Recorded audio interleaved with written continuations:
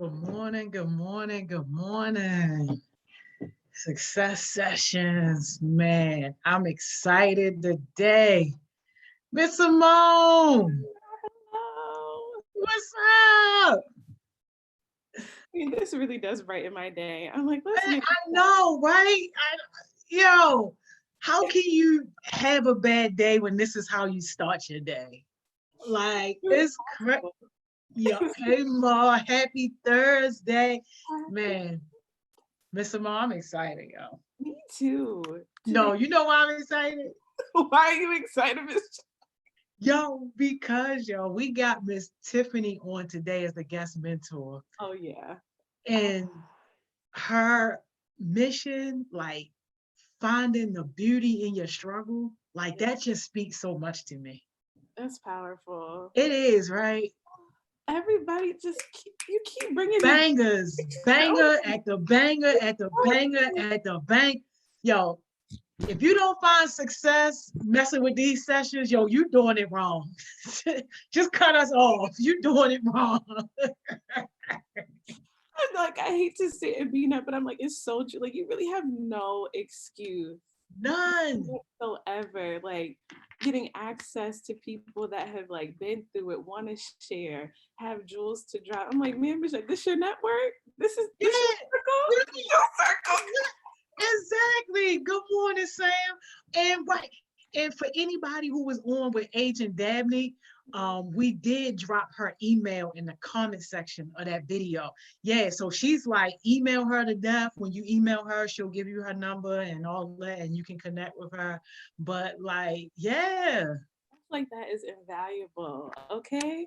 Because I remember I used to think, okay, if I just work hard and I do everything, that's gonna just get me where I need to be. And I realized more and more as I grew up, that's like the start, right? That's the foundation. Then I started hearing this, it's not what you know, it's who you know. I'm like, excuse Exactly. me? Are you telling me I'm in here studying and these people are networking and they're gonna get the job before me every time because I didn't use my network and Exactly. and share with them what I'm interested in. Like it's weird and kind of uncomfortable at first, but then you start getting in the habit and you just share with people. And 9 times out of 10, they want to help and they want to listen. So Exactly. that's so Hey, good. let me can I do another example of the power of your network? Yeah. So network so strong, right? A scholarship opportunity, $9,000 scholarship. It's not a lot, but it's enough, right? The scholarship opportunity is closed, but because somebody in the network appreciates us and what we doing, she said, "Yo, we about to get that thing open back up so you can take advantage." And as soon as your young person apply, let me know, send me their name, and we're gonna push that through. Network. I'm telling Blessings. I'm telling you. It's like that's why it's like we tell you guys this because it's lived experience. Nothing can stop you. Right? Somebody, network, tell people what you want and you need from them. Sometimes it'll be a no, but it'll be a yes somewhere else. Come on, y'all. Exactly. Don't let anything stop you. Awesome. A $9,000 scholarship is good. I Look, know. I mean, it's not a lot in the grand scheme, but it helps, and every little bit helps, and especially for college bound students. Like, I don't care if it's 9,000 or 900, it's going to buy something. it's Book, because it starts to like add up. And it remember, did. mm, Yeah. Look Good who it morning. Good is. morning. Good morning, Coach Johnson. How you doing? Yeah, feeling. we're good. How are you? Right, we feeling good. Yeah, I'm loving the fact that you outside. You getting exercise or sun? What you Yeah. doing? We had to walk to the store for some syrup. Oh, Well, just oh. stay okay, just stay 6 feet. When you get the syrup, wipe it down. It was a good little walk, though.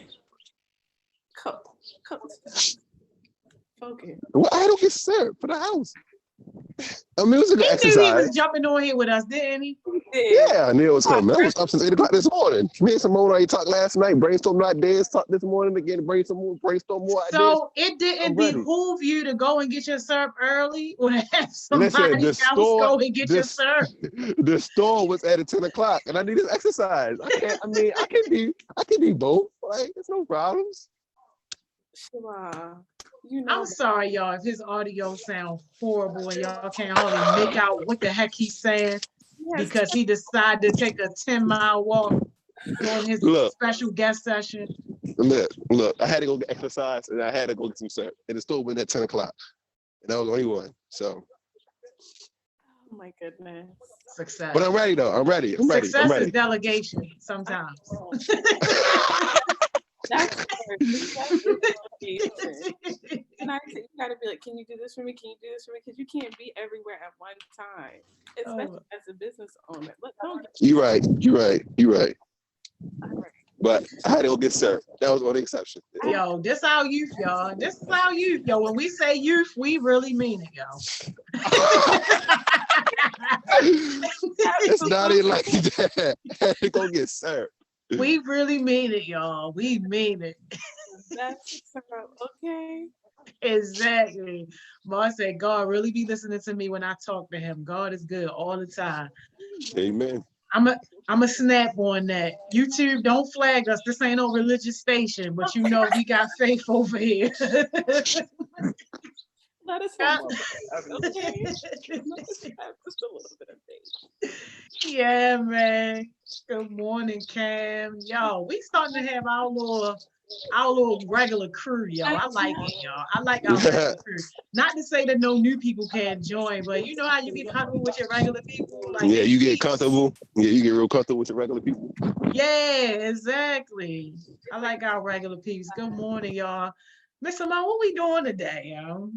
All right, Coach Johnson, we're talking about social media, right? We talking about social media branding.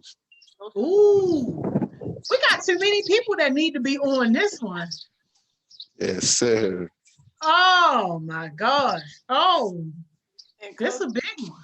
He said, "It's a big one." Social media branding. I was like, okay, don't come to me. Just wait. Yeah. You know what? Let me do a little post real quick because yeah, this is serious, especially people who got projects and businesses and stuff like that going on, like social media, and especially now during this time, Rona. All right, I'm gonna get y'all to say that again. All right, say that again. What we talking about today? Wait, off of mute, though. Tell us off of mute. What we talking about? I'm sorry. Social media branding. Yeah. Okay. Trying to wash my hands. Got to be corona free. That's right. Get that Rona off you. Thank you so much. We are live in action. Okay, y'all. It don't get no better than this, yo. All right, Coach, while you're washing your hands, I'm gonna give a little points because I'm gonna let you take the show because you're like dropping jewels on me, and I'm just here to facilitate and support. But one thing I'm doing as I was doing some research is always remembering your why. Like, what is the purpose of you having a social media, and what do you want to portray? Like, when people come on your social media, what do you want them to take away about you? So I thought that was really good, just remembering to keep that consistent. They said consistency too, like trying to post regularly is always helpful, and even consistency with like your brand, right? So like Michelle says, HeartSmiles everywhere. You see the same colors or the same font, so you see the heart, like you know this is HeartSmiles. So those are things I learned that I was like, okay. Well, popping up at this. So social media branding and stuff. Can I basically tell y'all how I did my social media and what it means for me? Yeah, absolutely. Drop your social media too, so that way people who aren't familiar with you can go and check it out. Okay, well, my social media, I have Instagram. It's called mbcl.md. So you can go follow that. That's my mentoring page where you follow all the basketball highlights, updates for events, updates for next year's games and stuff just like that. But I started mine in 2018, I'm gonna say 2018, 2019, we get in 2019. And I started mine because like I said earlier, social media is like one of your biggest platforms. So when you get on social media, it's not just for like fun, it's for like basically promotion. And when you promote yourself around, like you promote yourself to social media. So how can I put this? Like I'm from Baltimore, but I can post a picture and I can put a different location, and everybody in that location can see it. And everybody in that location will recognize who I am and what I do as well. So I made my social media for promotion wise. Also for like video clips and highlights, because from basketball aspect, when you get to like high school and college and stuff like that, people want to look at your highlights and they be like, how can I see your highlights and stuff, just little stuff like that. You can see people highlights. They also keep my fans, I'm saying fans, keep my members and everything up with my events that's coming on. So when I have like events, like back to school events and stuff like that in the summertime, I post it on Instagram so people can keep up with my events and stuff like that. Yeah, and it's really like your profile. Like I think you told me this, Miss Joy. Like social media is like your resume, but your like online resume. So It's like like your portfolio. exactly. So not only Mhm. can you promote your stuff, I feel like it's a 2-for-1. You're promoting yourself, your events, your brand, things that you're doing, but also it kind of keeps the archive for you, you know? So when people Mhm. ask you, what have you done? What are some of the things? Just go on my Instagram. It'll tell you everything you need to know. Mhm. And aside from that too, it allows people to find you based off of things that they need. Like my Mhm. best example is I didn't know that a bank manager for a well-known bank, a M&T bank, was using my leadership clips during her weekly meetings that she was having with her bank managers. And she said that's how she started her meetings off. She would pick one of my clips for the week and play it. And the only reason I knew she was doing this was because I didn't post those clips for like, it was like a week or two. I didn't post them. And she hit me up. It was all like, what's up? Where the clips at? And I'm like, I'm focusing more on the young people. So I moved the clips from there to doing my jewels for the young people. And she's like, oh, I need those. That's how I start my meetings off. And we got a relationship going from there. But I'm like, I didn't know this lady. She didn't know me. She just put in hashtag leadership, found my page, started following the page, and immediately saw value in that. That's good. Mhm. Yeah. Also, hashtags. When you post hashtags, is like a good way to follow stuff. Because I remember I followed this Baltimore page, and I found everything that's Baltimorean. Or I follow the basketball page. You'll follow everything that's basketball. Or you'll follow, say, fence, like Ms. Jonah, you said leadership. I can put it in success sessions, and you'll find everybody. You can find all your success sessions and everything on Instagram or YouTube. So hashtags is really, it's like a hashtag got its own like category where you can just go to the hashtag section and you can look up everything. It's like an explore page, to be honest. That's good. Yeah. Y'all got a question here. Moss said, what are some good business ideas to do on social media? That's a great question. Mr. Moore, you want to go off that? And I piggyback off you? Yeah, I would like I have a follow-up question. What are like some business ideas where you can like mostly like do your business on social media? Is that what you mean, Mar? Like sell stuff on Mm. social media? I think if you could cover all of it, then that might kind of give us a foundation, like in terms of like business ideas that would most likely grow from being on social media, that would most likely, I guess, capture attention. And then just like in general, your perspective on, if you have this type of business, like, should that even be on social media? Yeah, but Mm-hmm. every business needs to be on social media because online, like that's number one. If you have a business, you need to have a social media account for your business. So, like I said, it's your like online portfolio. You can show people right there, archive it, get more followers, people from all over. We talked about building your network, use the hashtags, get people that you might not even know to be on there.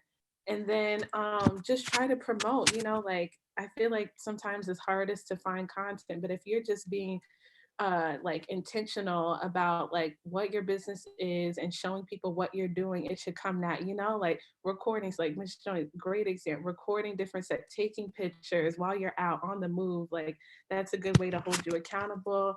I'll have to, I'm so sorry, Marcus, but I got to tell you, because I was dropping some jewels for his business the other day. So now I'm gonna have to put you on the spot. I'm so sorry. But I'm telling him his t-shirt would like, you know, make it fun and interactive for people. I'm like, do a now faith challenge, you know, like everybody needs faith right now.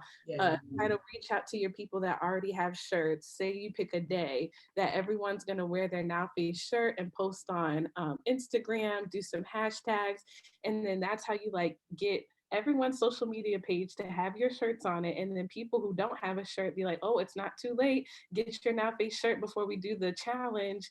And everyone can do that. Like make stuff fun, make it interesting, make it real and relatable to people.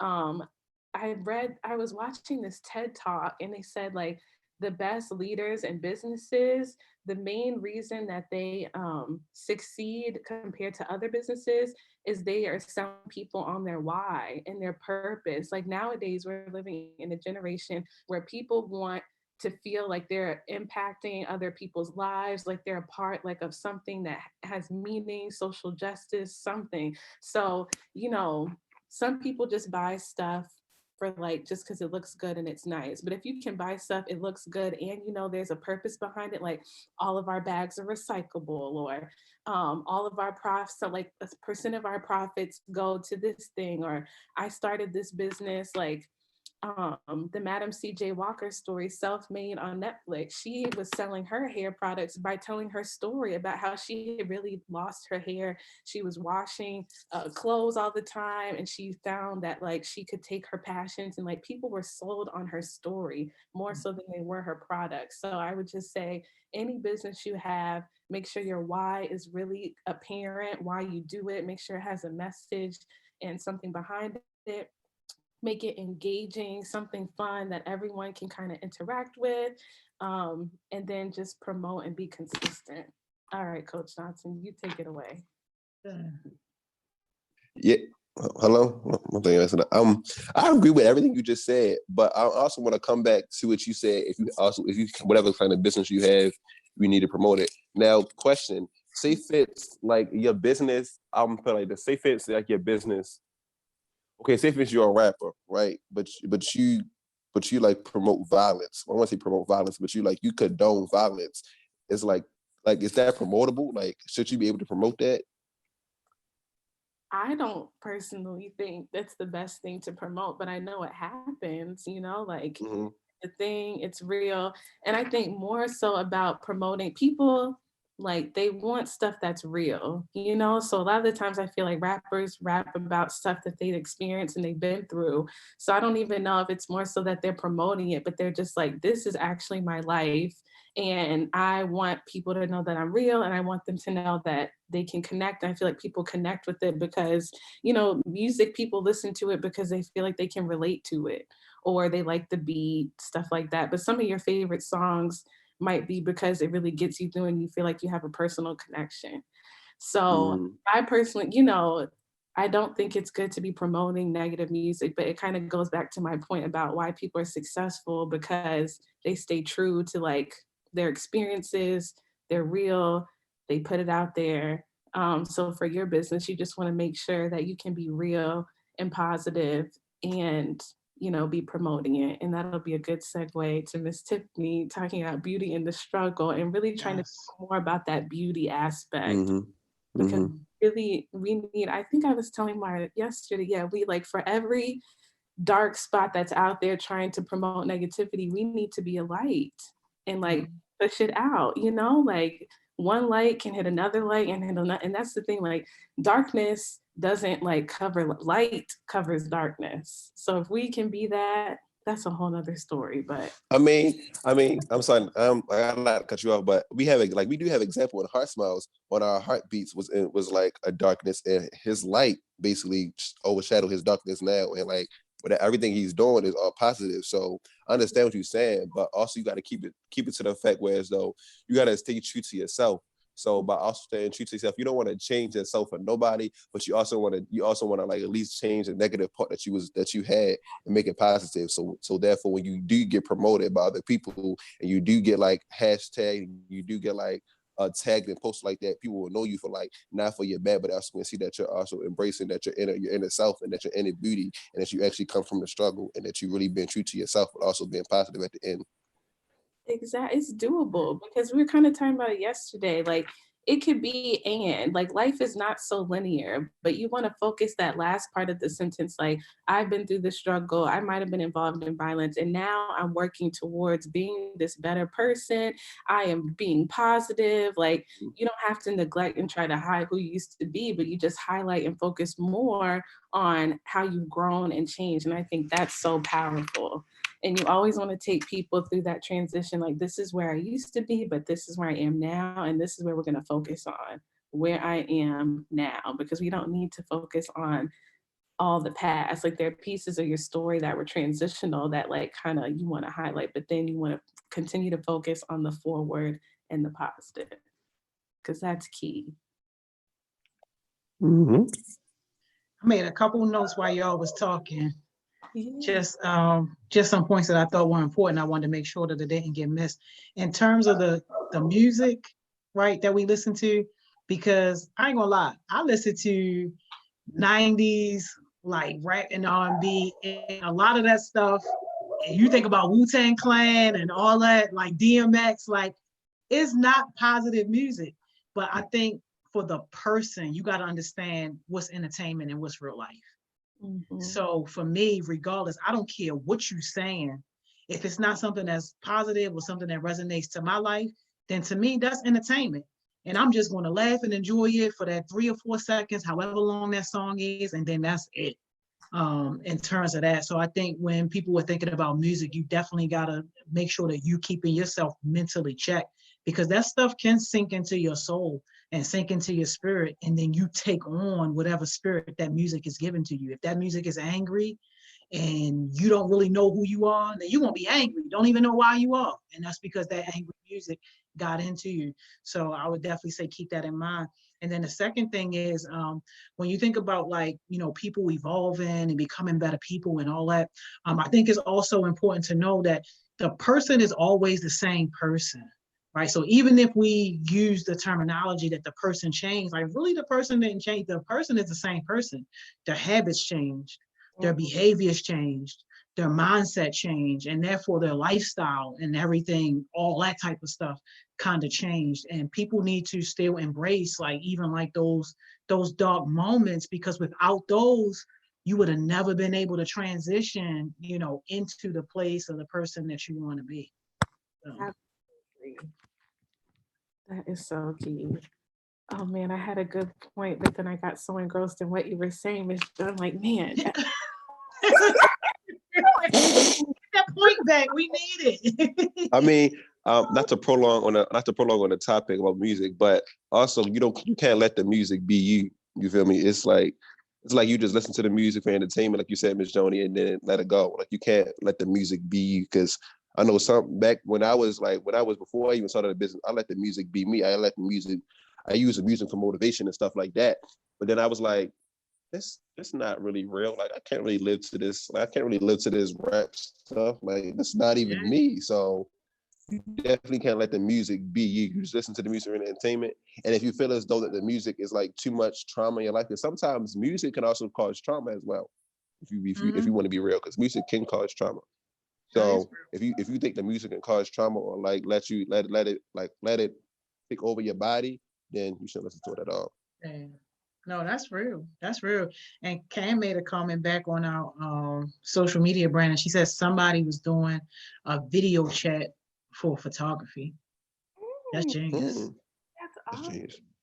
Mm-hmm. Yeah, I was seeing the other day because I'm like, every time I'm trying to like encourage you all to like keep doing your business and get creative and different ideas, it always is a sense like, but I don't know, will anybody need this? Everything is remote.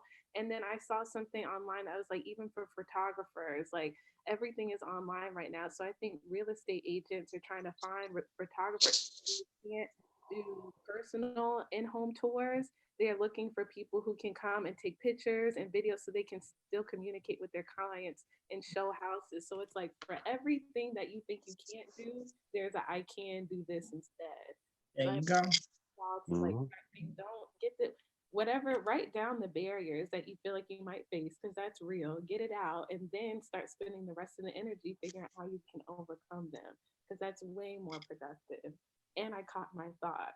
I want Yes. to tell you guys that it goes back to what we were talking about. I think last week, you really want to be the producer of content. Don't just consume so much because, like you said, Shalad, too, like it can overtake it and like it'll start feeding your soul. You won't even realize. So instead of just going on social media to just consume all this stuff that is going to get in Mhm. your psyche, you'll be scrolling and then something will make you mad. You won't even realize why. It's because you saw something that tricked you and you're not even, you're just letting this kind of like Yep. just overtake you. So try to go on social media, really use it for you, be the producer of content. And then I was gonna also say, I think it's best because I think the whole point of social media is to like connect, right? So I think when you can bring people on your page and like get people to like collaborate with you with other businesses too, do you have so much? So I like, all the YouTubers, like try to think about how you can partner with. They can repost your stuff. They can come on your page. You can go on their page, tap into their network. Like, do you think that would be good for people? Yeah, definitely. My business page, I follow a lot of basketball people. Like I follow like what can I say? I follow the NBA. I follow the WNBA, well, that's Women's National Basketball Association. I follow this team called String Team Basketball. I follow so a lot of basketball pages I follow, and I mostly like some of my drills I get for practice. I get off of that basketball pages. So like social media also you also like I use it for help too. Like the lady said from Miss Joni, when she use your success sessions, like success sessions, your videos, leadership videos for our meetings. I use some of their drills for like practice and stuff because like they come in handy. Like you gonna need other people. It's all about bringing the community together. And like if you have that one dream, why not? What's the word I'm looking for? What's the word? Like why not? I it's like I want to say outbreak, but like no. Why not broadcast your dream and have other people help you on your dream as well? So like you broadcast, say for instance, I want it like basketball. I broadcast my basketball places. I broadcast my basketball events. Other people can watch. Other people can watch plays, and I can watch other people plays, and we can team up together, and we can have the same plays with different plays ideas, and we can give each other constructive feedback and stuff like that. So you also use it for help as well too. Yeah. So we got two comments, and then I want to ask you a question in terms of this social media branding. So as Tiffany said, unfollow everything that serves you no purpose. Yo, this is why I be getting unfollowed all the time because I will unfollow people. Like, yo, if something pop up on my timeline, I'm not with that. Unfollow. That's it. That is Mhm. it. Yes, absolutely. And I don't follow everybody back either. Like you just can't. It's too much. I love it. And, and DJ said the best thing to do is to learn your audience. Yeah. So Mhm. definitely agree with that. So my question is, so for a young person that don't know where to start, what is step one in terms of beginning this journey of social media branding? Ooh, can I go?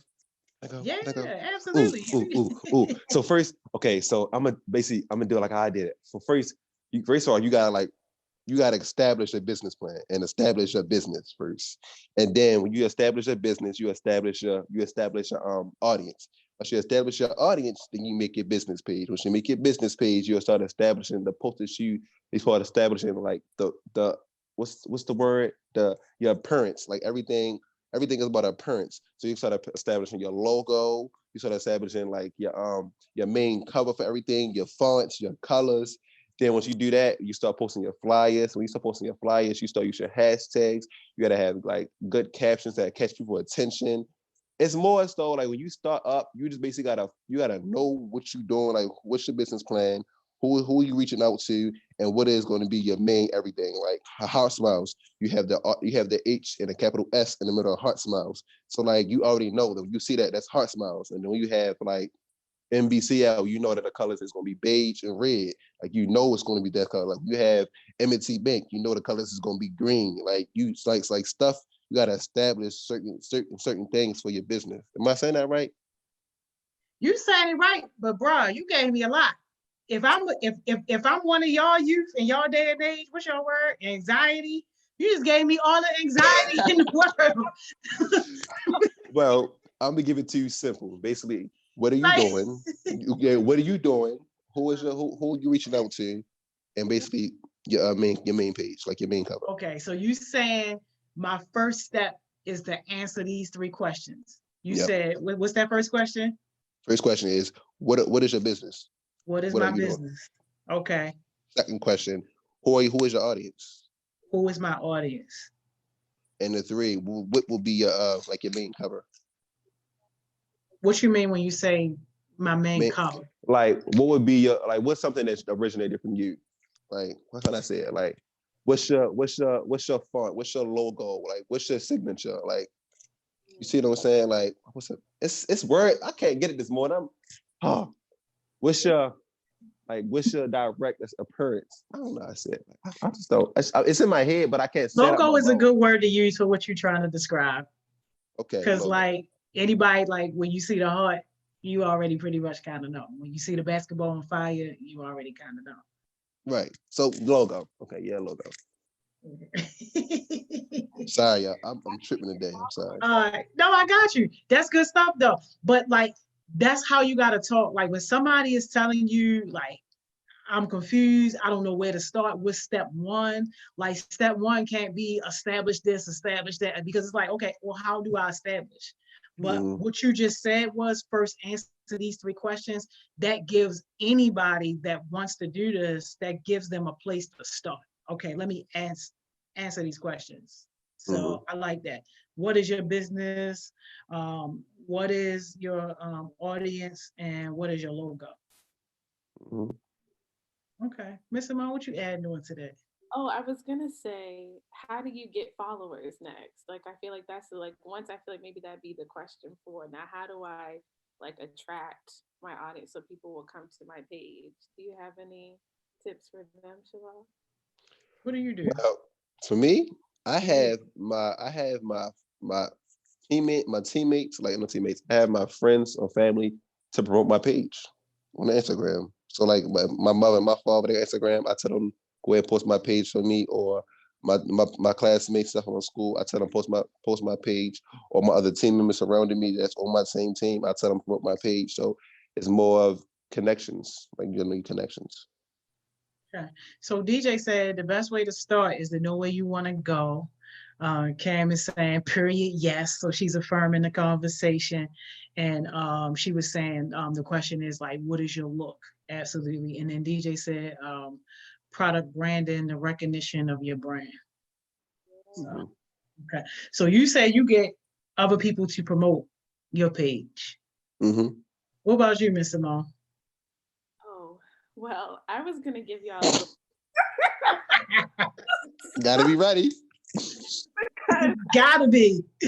so sorry. It's because I really don't get on social media that much. And this is gonna badge it. It's because when I ask myself my why, I don't really have a purpose for it as much. So when I do get on, it's because of y'all. So that is my why now. Like I know that's where you guys are. Now I feel comfortable going on it. Before it was distracting me. And I was doing exactly what I'm telling you guys not to do, being a consumer and not a producer. So I'm like, this is not serving me. So if it's not HeartSmiles, I don't want to talk. But because it's a distraction. And a key way to know if you're into like y'all, please like put time restrictions on, like really see how much time you're spending on social media.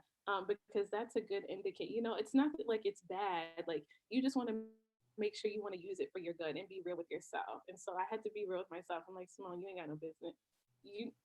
Okay, so anyways, but I wanted to give y'all a little research tip because I got my degree in health communication and I feel like this theory can transfer to you guys. So this might be a little bit too much. You don't have to do it, but I'm telling you that some of these best marketing companies, and so they use research and analytics. So if you want to take your thing to the next level, your page, you can think about these couple things. So it's this health communication theory called McGuire's persuasive communication. And it's like you need to know these things in order to increase the likelihood that people will listen to your message. So first, kind of like you said, Shalot, what is my message? That's the first key thing. You got to figure out what your key Mm-hmm. are that you want to promote. And then you want to say, what channel am I going to get my message to people? So is my audience on Twitter? Are they on Facebook? Are they on Instagram? Are they on YouTube? Like, you really got to figure out where your audience is. If you have a younger audience, maybe they might be on this TikTok thing, or maybe if you have an older audience, they're on Facebook. So you really have to be key with that because you can save time, or you can just link social media profiles for the main places where your audience is. And then you have to think of the source because you say this a lot, Miss Joni, like who does your audience have trust with? People are more likely to listen to things from people that they trust. So if you can do a little research and figure out who does your audience want to hear things from, is it from me? Is it from celebrities? Is it from other peers? That's more likely to get engagement on your post. Okay, so message, source, channel, frequency. How often do I need to get my message before I'm over inundating people and now it's just going in one ear and out the other? Or if I do this once a week, that's just the right spot. Like if I do it or every other day, how often does my audience want to hear from me? So if you can get your message solidified, what channel, what social media profile they're on, who they want to hear it from, that they're going to be more likely to listen to and engage with, and then you get that frequency, yeah, that would be like just really hone in and take it to the next level and save you some time. So that's my little research tip for. No, that's some good stuff. I hope y'all was taking notes. That's tough. Some of the comments here, Cam said word of mouth and Instagram promos, etc., and networking events. Absolutely. Mm-hmm. DJ said learn the hashtags because they work. And on the IG business page, if you have the business profile, they give you analytics. It lets you see the age range of your followers, the You location do. by city, the time your Mm-hmm. page gets most attention. Learn that, and then you should also make sure that you are keeping your page strictly about your business. I love that. Mm-hmm. Yeah, that's some good. Those are some good jewels. I hope y'all screenshotting or taking notes because DJ in here dropping some jewels. On top of what they said and what Miss Simone said too, in terms of the messaging, like my personal tip is to make sure you know who you're talking to. Because if you're talking to everybody, then You ain't really talking to you ain't nobody. talking to nobody. Yeah, he been around me too long to finish my sentences. Yo, get out of my head. Like for real. And it really is key to what Miss Simone said in terms of like knowing how frequently your audience wants to hear from you. So that's why it's certain things that I do every single day. Pretty much, y'all know the jewels are a daily thing. Like if I don't do a jewel and it's like a weekday, like Monday through Friday, and it's like a certain time, people will start hitting up my inbox. Like, yo, where is my jewel? Like, Yeah. Miss Joni, what's going on? And like some people have told me, like, this is how I start my day. So I'm like, you know what? That's good because that shows that people want something positive and people want something that can kind of help them set the tone, something positive to think about. So, but for something like the Focus Fridays, like we was only doing that once a week. Now with Rona, of course, we kind of put it on steroids. We got the success sessions and all that something every day because they don't have school. But again, it ties into knowing your audience and knowing kind of how you need to talk to them and what messages are going to resonate the most. So good stuff. DJ said brand ambassadors too. Mm-hmm. Mm-hmm. Yeah, Mm-hmm. yeah. Does anybody know how to do, like, how do you get a couple? Is there like a key number? You just want a lot of brand ambassadors? Is it quality over quantity? That's my question. Quality, y'all. I say Quality. quality over quantity in anything. Food, friends, everything. Like Like, yo, less is more for real. Like, and that's why, and let me tell you something, because my kids, yo, my little heartbeats, they used to get on me, yo, because like I post something, my post might only get like 5 likes, 6 likes, 7 likes, something like that. Meanwhile, their posts get 400 likes, 500 likes, all this. And I'm like, yo, but out of my 5 likes, at least one person buying something. And you ain't gonna buy nothing from me. Minimum, if you get me to come and talk for 20 minutes, that's 500. So I done made a couple $100 out of my 4 likes. Meanwhile, you got 300 likes and no money. Nothing. No money. Like nothing. Like I mean, I got one basically how you say quality over quantity. Because remember when I first met Miss Joni, and we basically going to do these entrepreneurship classes, and she used to come there every day with a pizza. And the pizza used to be on the lane, like it just did 40 jumping jacks in the back of her van, in the back of her Jeep. So yeah, because we wasn't gonna eat that pizza. It was definitely quality over quantity that day.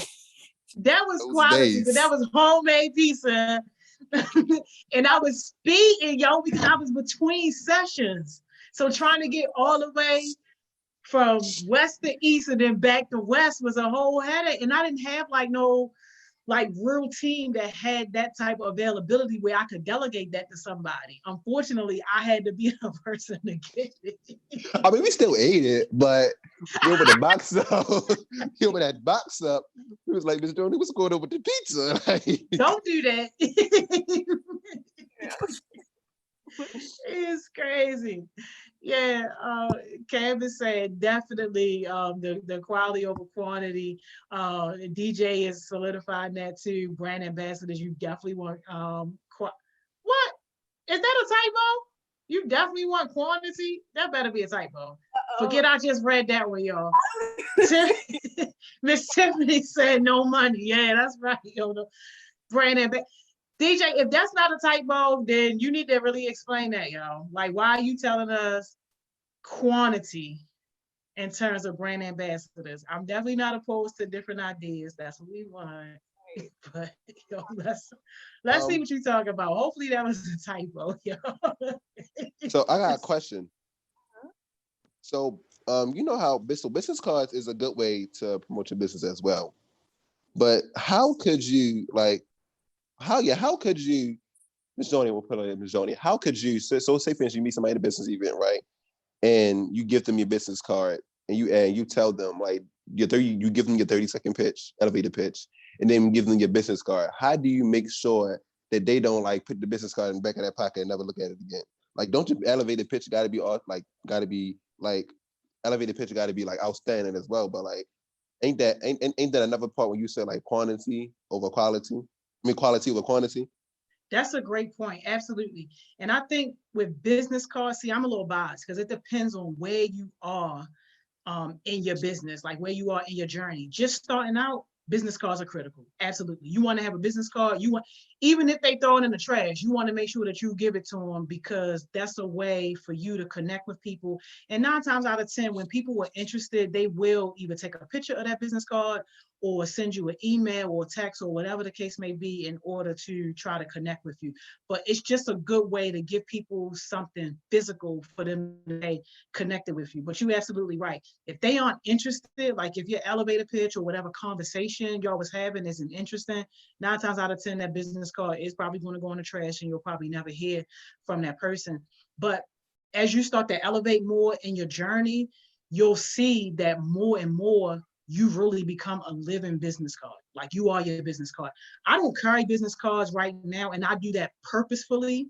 And that's really because like most times when I go somewhere and speak or whatever like that, like I get so inundated with people coming up to me, wanting to talk to me and stuff like that. So my thing is find me on Instagram. You want to get in touch with me, find me on Instagram. And I know that a person is serious if they take that extra step to reach out and find me and then connect with me versus me trying to stand out there and hold up a bunch of like business cards, like hand out a bunch of business cards. So as you elevate, you'll see like my business card, it's my social media. If you older, find me on Facebook. If you're younger, find me on Instagram. Soon I'm gonna be saying find me on TikTok. So you're gonna say TikTok next? Man, look, we're gonna have to. Look, we gotta keep it moving. We gotta keep it moving. But that's why I get on y'all so much about what you post on your page, because that's a representation about what you're doing. Like if you're telling me that you are a basketball coach and I go on your page and all I see is pretty pictures of you in front of the school building, I'm like, where are you coaching? What you doing? Your wave's spinning, but I don't see no basketball spinning. Oh wow! Y'all crazy. Let me get to these comments because hold on, we getting blowed up. We getting blowed up. Let me see. All right, Miss Tiffany said your brand ambassadors should have some type of influence and are aligned with your vision. Yes, quality, absolutely. Marcus Alice said, tell them something they'll never forget. Yep, that's about making yourself rememberable. DJ said, but if you have 50 people and 50 people in different walks of life showing your brand, you have more people inquiring what your brand is versus, let's just say you have a rapper that may have many brands reaching out to them. I get it, but y'all can have that. For people that's on the quality side, if you want a whole lot of followers, but you're not sure, or you don't care where those people come from, then I guess that would be a cool method because then now you got all these followers. But I wouldn't want to have 5 million followers and they're not really engaged. They just sitting on my Instagram. No, let me stay with my 1,000 followers who I know are engaged and who I know really see value in what I want. I guess it just depends on what side of the fence you are. But thank you for clarifying that, y'all. That wasn't a typo when he said quality. He really quantity. He really believed that. If I got anybody else listening that's on Team DJ, raise your hand now. Raise your hand down. Yeah, so we can kick you off. Sight. Sight. Miss Tiffany said, here's a tip. Get your business card. Should catch eyes too, so they don't even think about putting it in their pocket. Yeah, okay. I mean, so go in that pocket one time. You had to. Yeah, and then we put it in that I pocket. I think what she's saying, but you also got to remember the fact of if you had a business event like an event and there's a whole bunch of vendors and a whole bunch of vendors giving you different business cards. Like how can you make that memorable? Like how can you make your business outstanding memorable? Well, do you have something to say? Go ahead, Miss Simone. I was going to say, I think it just shows how intentional you have to be about everything. And when you do your serious reflection about your business, your message, you think about your audience, right? So you're like, I know my audience is going to get a 50 million business cards. How can my business card stand out? So the other day I got a business card. It was a little bit harder than everyone else's, which I'm sure cost more money, or it was everyone else is a rectangle. There was a square. So even if I do have a pile, now yours is sticking out because it's a square instead of a rectangle. Your picture's nice on there. It's clean cut. Just like how we say with resumes too, everyone can't. So how is yours going to stand out? What are you going to put? Just be intentional about formatting, shape, size, color, anything that you feel like would set yourself apart, your business card apart. You can be intentional about that. Mm-hmm. That's a great point. I think the biggest thing though was what Miss Simone said earlier, like that why. Like people, when they connect to your why, then that's pretty much it in terms of that. Cam, what you mean, what you say to them? Can you elaborate a little bit so we can answer that question? DJ said, it depends on what your brand is. He said, I'm a DJ and a photographer, so the more people talking about me, the better. Ms. Tiff said, that's true, but your brand will speak for itself. Brand ambassadors are your front runners, essentially. Yeah, Mm-hmm. yeah, gotta agree with that. And I mean, yeah, I guess DJ and photographer. Go ahead, you take all them followers, man. Them followers that ain't gonna never buy enough are gonna be asking you for a discount. Can you come and do this 10-hour wedding for $30? Whoa, whoa, yo, tripping. That whoa, $30 for 10 hours? You crazy? I wouldn't even hit you. I don't even hit your DM. I would block you. It's like you disrespecting me at that point. Hey, listen, that's what they do. Yo, when you talking to everybody, you ain't talking to nobody. That's what they do. $10. $30 for a 10-hour session. Look, DJ, you gotta block that person. You gotta block them. They gotta get blocked. Because they disrespect you at all levels. Y'all stupid. Hold on. Let me get these comments. They blowing up and we only got like 5 more minutes, y'all. This is crazy.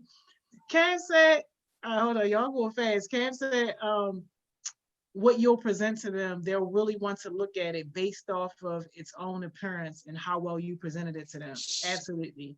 Definitely. DJ said business cards versus business promotions. Okay. Marcus Allen said, it's not really a business card, it's you and how sincere and real you are in your elevator pitch when you're speaking about your why. Yay, Marcus Allen, somebody up this morning. Mark Green, he said facts. Zion said, you can have a lot of things that don't mean anything to anybody. So I say quality over quantity. Yeah. DJ said, you know my rates are different. Hey, yo. Give us a told free you. session, y'all. Wear your club quarantine. Get it jumping, man. We're going to Real. cash you 50 cents.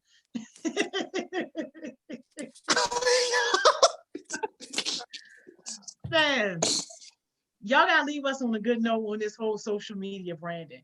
If it's one thing that you think everybody needs to know, especially young people in terms of social media branding, what is that, Miss Simone? All right, I have to get churchy on it. Okay. It goes with your why and the theme of like you are your personal brand. And one thing that stuck with me when I started my social media, whether it's a personal page or business page, like if you don't want it on the church announcements, on the in the bulletin board, do not post it because everyone sees everything. Not that you can't be yourself, but really like don't put anything out there that you wouldn't want someone to pull up later. Always focus on your why and know you are your personal brand at all times. Yeah, I love it. Coach Johnson, I'm about to let you go. I just gotta get on this comment real quick from DJ because he playing with me. He gonna say something, man, I'm in Bloomberg. Exactly. Quality over quantity. I ain't playing with him. I'm about to risk my whole freedom. So I'm about to risk my whole freedom and come right down there. Smack him upside his head. Like it's quality over quantity. I ain't messing with him no more. Okay. Yes. So I agree with what you said, and to add on, what you said, Miss Simone. After you do that, that's when because the word consistency started to come into play. You got to be consistent with your business page. You can't post something like, cause I had a problem with that too. I'm getting better with it because I'm gonna keep it real. I had a problem like I post something one day, I post something 1 week, and then come back on there the next 2 weeks and post something again, and people be like, then my likes be getting different from different people that I never even knew that were following my page because I was sitting up there not being consistent. But if you be consistent, like keep posting like every week, then people will start recognizing who you are. They'll start your business, your page will start popping up more on that timeline. Because if you like take a break, say for instance, Miss Joni post something today and then wait 2 weeks and post something again, it's not gonna pop up with my first thing. It's gonna pop up in like when I'm scrolling down my timeline. So like if you be consistent though, and you really keep like posting like almost every day for like every week, like every day of the week you post something. Every Friday you post something. It's gonna pop up on everybody's timeline. They like, oh yeah, I remember this last week when he posted that third. So consistency is key. Always be consistent. I love that. Yeah, I love it. I love it. I love it. I love it. Yes, I love that C word, consistency. That's one of my 2 favorite C words, commitment and consistency, man. I love it. Absolutely. I guess the only thing that I would add on to what they said in terms of social media branding is decide who you want to be and be that person. Like when people come and they look at your social media without asking you one question, they should be able to see what you stand for, what you about, whether or not it's something they want to be connected to, and whether or not you're somebody that they potentially want to do business with. Like it's so many people who I had no idea that they even existed, who I did business with them because they saw my social media first and they got familiar with me on social media. And before ever meeting me in person, they was emailing me contracts to sign to be able to do work and to do business. So definitely, wow, that's tough.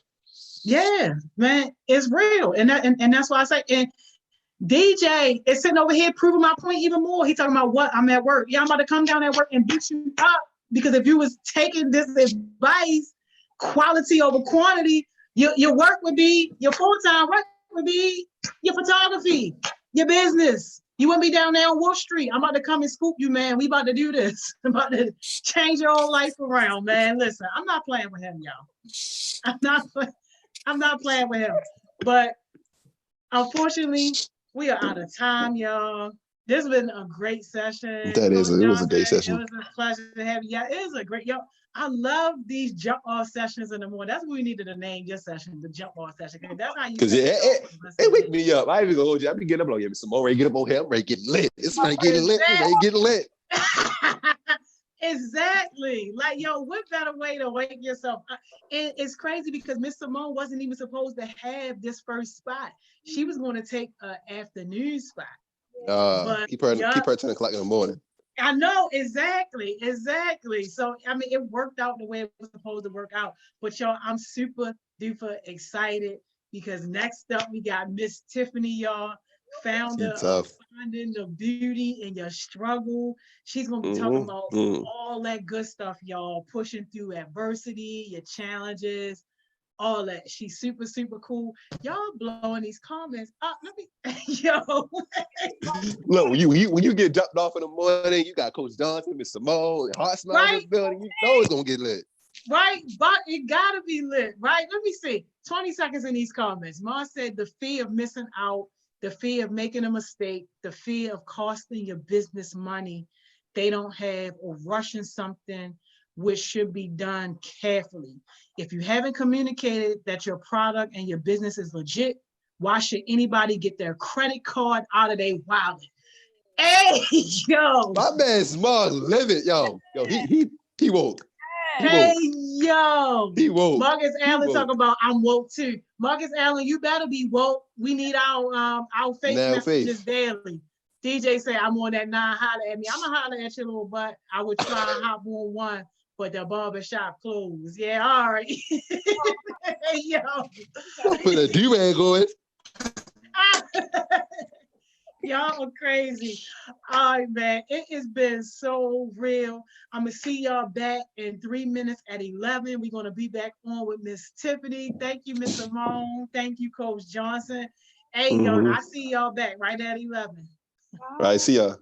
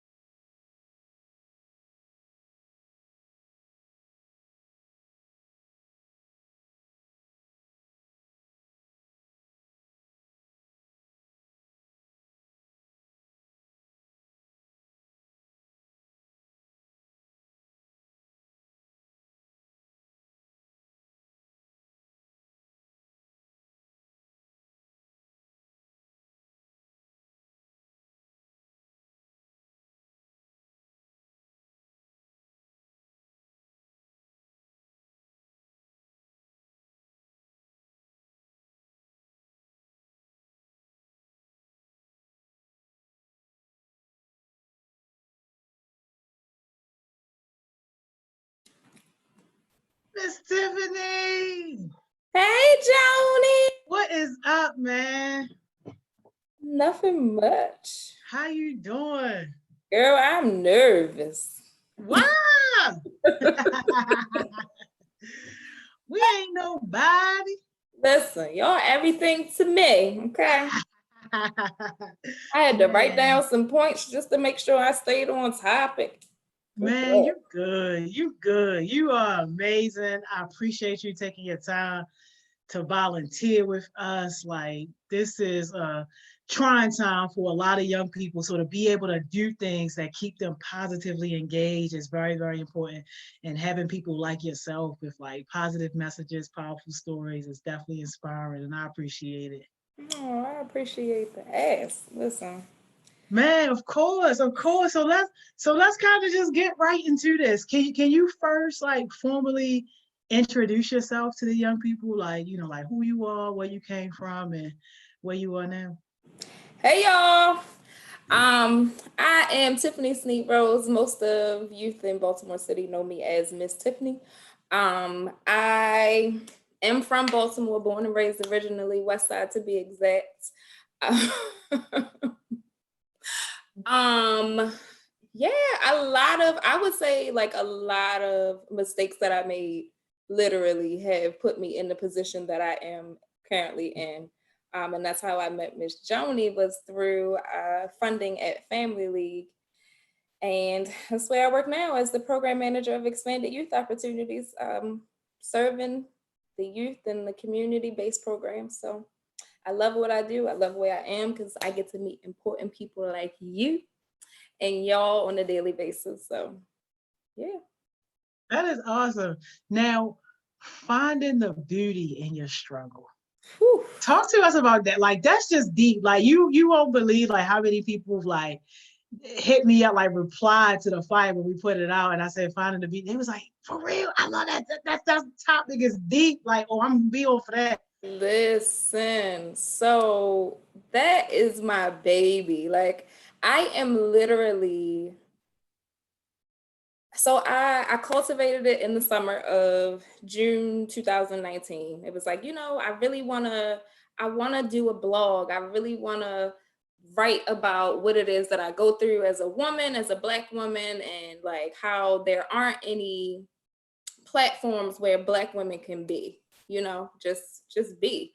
And it's like we're always told that we have to push through and you strong, be strong, you got it. And no one ever like caters to our needs or anything like that. And then there aren't people that are being authentic about what it is that they're going through in the current moment. It's like you see people and they have like this rain to shine story, but they never tell you, or you can never see exactly what it is that they went through. So I created a platform. Finding the Beauty in Your Struggle came from that. I could write a book within the last 2 years of my life, let alone the last 28. So that came out of that. That's when that was born. And I decided December 31st that I would not enter in 2020 without starting. So I started my platform. And with that, with finding the beauty in your struggle, I try to focus on like the 5 pillars of well-being, which I have, like I said, I'm gonna go to my notes so I don't miss nothing. Yeah, no, come on, notes, come through. I have the 5 pillars of well-being. I put it in 6 F's. I love a good name. Y'all will know that within this hour of talking. I love a good name. So I call it the 6 F's. We start with like fun. People, especially people that are going through trying times, they love to be in great situations. They love to surround themselves around positive energy, just doing fun things. So fun being the first one, friends and family being the second. We know family, sometimes you can't necessarily choose your family. So my friends are the family that I get to choose. So I surround myself with people who are like-minded and who want to see me push forward. And not just me. When I say me, I'm talking about everybody. And then you go into forgiveness. So there are several things that have happened in life. And it's like, we kind of get into, especially if things keep happening, if folks are like me and we share similar stories where things like happen all the time. It's always a reoccurrence of things happening. But you get into that sector of forgiveness when it's like, all right, you know, I'm coming full circle with these things. Some things I have brought on to myself. Some things were brought on to me. Some things I inherited, but I forgive those who had hurt me, those things in the past that were used for my demise instead of my benefit, things like that. So you want to walk into a state of forgiveness. If folks are like me as well, fitness, and that could be anything, like just getting up and walking around. I'm so happy that this ban has not banned us from being outside to go and work out and walk our dogs. And well, I don't have a dog, but just to get out and walk and everything else. So it's like, you understand, I appreciate Governor Hogan for understanding that folks do need to be out and getting up, getting your blood circulating and everything like that. And then the last, which is my biggest one, faith. So regardless of what that looks like for anybody, me personally, I believe in the true power, the true healing power of the Lord Jesus Christ. And that has been a major stepping stone for me. Just coming full circle with everything that it is that I've gone through. Like I said, within the last 2 years, sis definitely could write a book and be a bestseller. But I am here. And with understanding like those 5 pillars of well-being and where you fall within those 5 pillars of well-being, I believe that through the 4 Ps, that you are able to literally push through whatever it is, whatever timeline you are experiencing right now. So 4 Ps, you got passion, purpose, persistence, and preparation. So all of those go hand in hand. And depending on where you are, some people are like me. I am in no way, shape, or form an expert on these things. These are literally my brand. Finding the Beauty in Your Struggle is literally me going through these things so people can see like, oh, sis is being evicted right now. Like literally, I'm going through eviction right now in this moment. Yes, like real crazy. I'm telling you. So it's like that's like real. Things are happening in real life time, but I'm able to still get what I need to get done. I'm not allowing my circumstances to alter what it is that I have to do. And that's through my 4 Ps. So figuring out what my passions are. If I know that I'm passionate about moving people forward, then I am putting, regardless of me, whatever's happening in my life, I'm putting people first. That's my passion. I understand that if I want to be elevated to a certain level, I have to start at the bottom. So why not start with helping the folks that I say that I want to help? Why not start with, talking to the people that I want to serve, the young girls, the older women, the people in the middle, or guys in general. I know my brand specifically is for, like you said, if you don't know who you're talking to, Yeah. listen. But my brand is for women of color specifically, but you might have some sprinkles of some folks in there, and that's just what it is. But understanding what your passion is and what you're passionate about, then you find your purpose. That's where your purpose lies. Like, okay, understanding that I may not be what the next person is to me or whoever, like I might not have the same credentials as this person, but I am purpose still. My story might not look like yours. We probably have never experienced the same things, but I am still purpose, regardless of the title, regardless of where I am in life, regardless of age, I'm still purpose. And with that, we find just normally, or I find just normally, like when you decide to make a change for the better, that's when everything decides to come. And it'll be stuff out of nowhere, like stuff out of nowhere. As soon as you decide, like, I'm gonna stop drinking. I'm gonna stop smoking weed. I'm gonna stop doing the do. Like I'm going to stop doing these things because I understand that there is a greater purpose, a greater calling over my life. And as soon as you make that decision, that's when everything comes down. And it's so crazy how it happens. And it's like, you know, I may stumble, but I'm not going to fall. And that's where persistence comes in. And even if I do fall, I'm going to get back up. So persistence for me looks like finding it, like holding yourself accountable, making sure that you're continuously going, regardless of what it is that's happening in your life. You find the good in everything. It's like you have to, and it's okay. It's literally okay. As I'm going through my case right now, like I said, my eviction case, and it's the story behind it. It's like Miss Tiffany is just not out here not paying bills. But all of that to say, like there's a time and a place. Like I understand wanting to wallow. Sometimes you have to like sit in your mess for a moment to say, okay, this situation is not cool. Like I got to figure out what to do next. Look around you. Sometimes sometimes it's okay to have that moment of anxiety and that moment of it's like feeling like, oh God, this is whatever.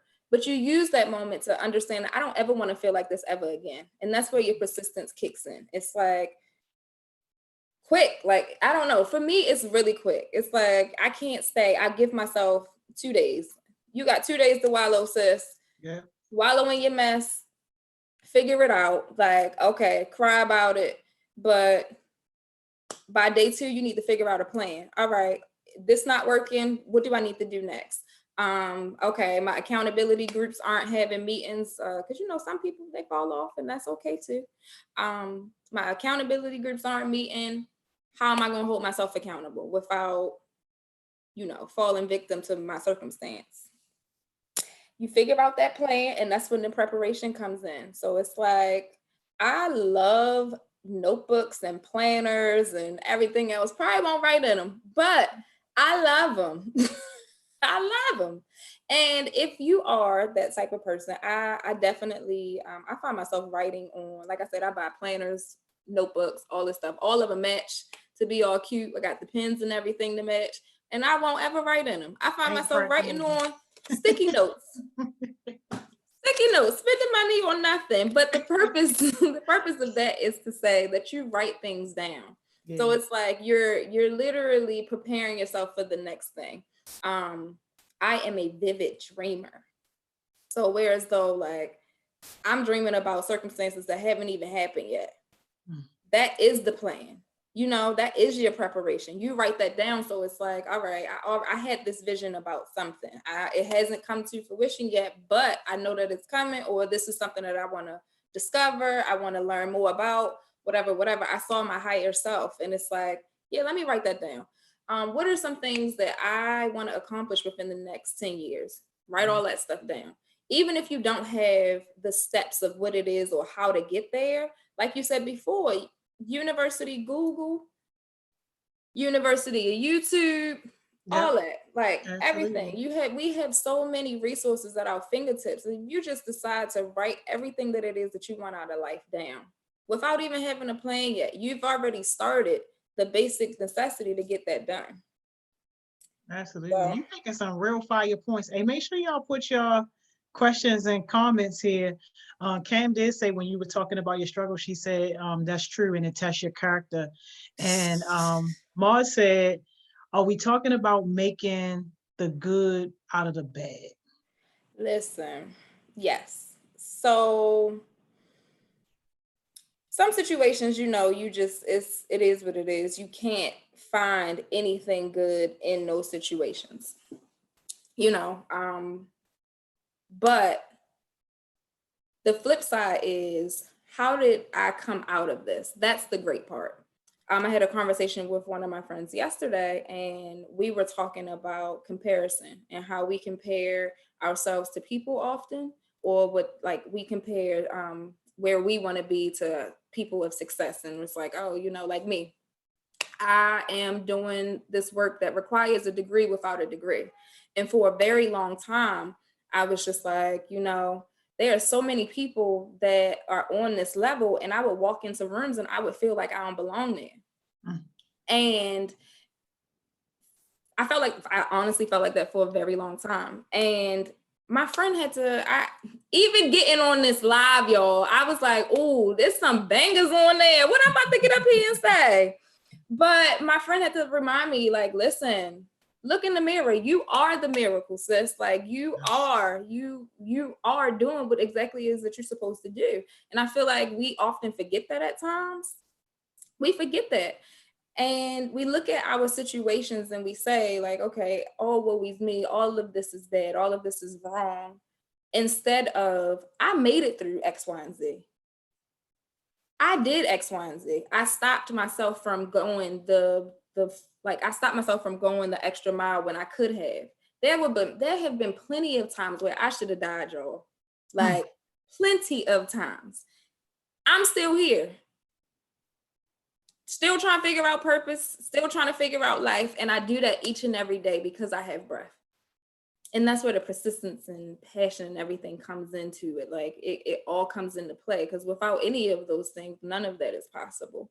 But to answer the question, it's more so figuring out that why. So yes, situations may look bleak, situations may seem dim, it may seem like it's never going to end, but it ultimately will. And you just need to figure out what keeps you pushing, figure out who keeps you pushing as well. And if you find yourself in those situations continuously, start to look at your circle, because a lot of times it's the people that we're around that they're not serving us purpose. They're not aligned with our purpose.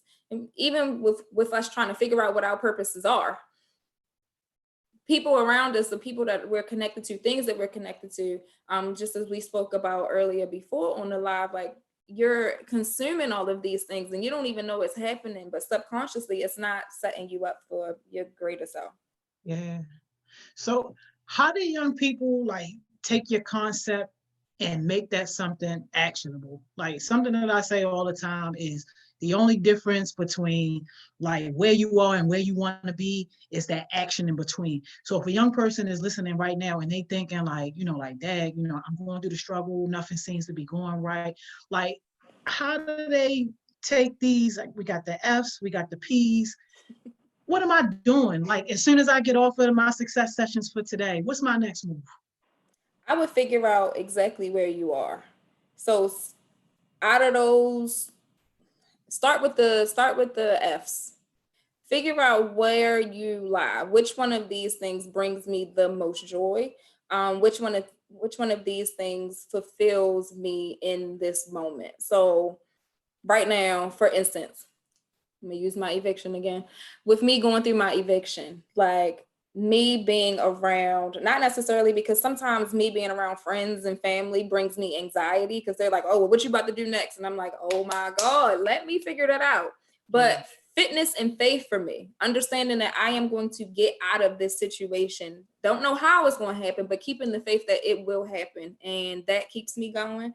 And then with me going to the gym or doing whatever it is that I have to do with my physical well-being, I'm able to release their energy in a positive way, versus when I used to just meet up with friends and I'm going through something and now I'm drinking however much and getting lit, and then I just put my hands on somebody looking crazy, and it wasn't a great way to exude that energy, versus me putting it into something else that focused on what I was going, not necessarily what I'm going through.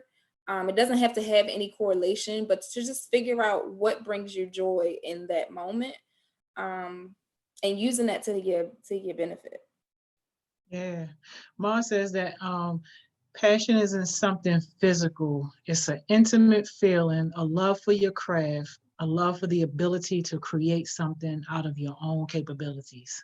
Yes. I can't snap, y'all, but man is on fire.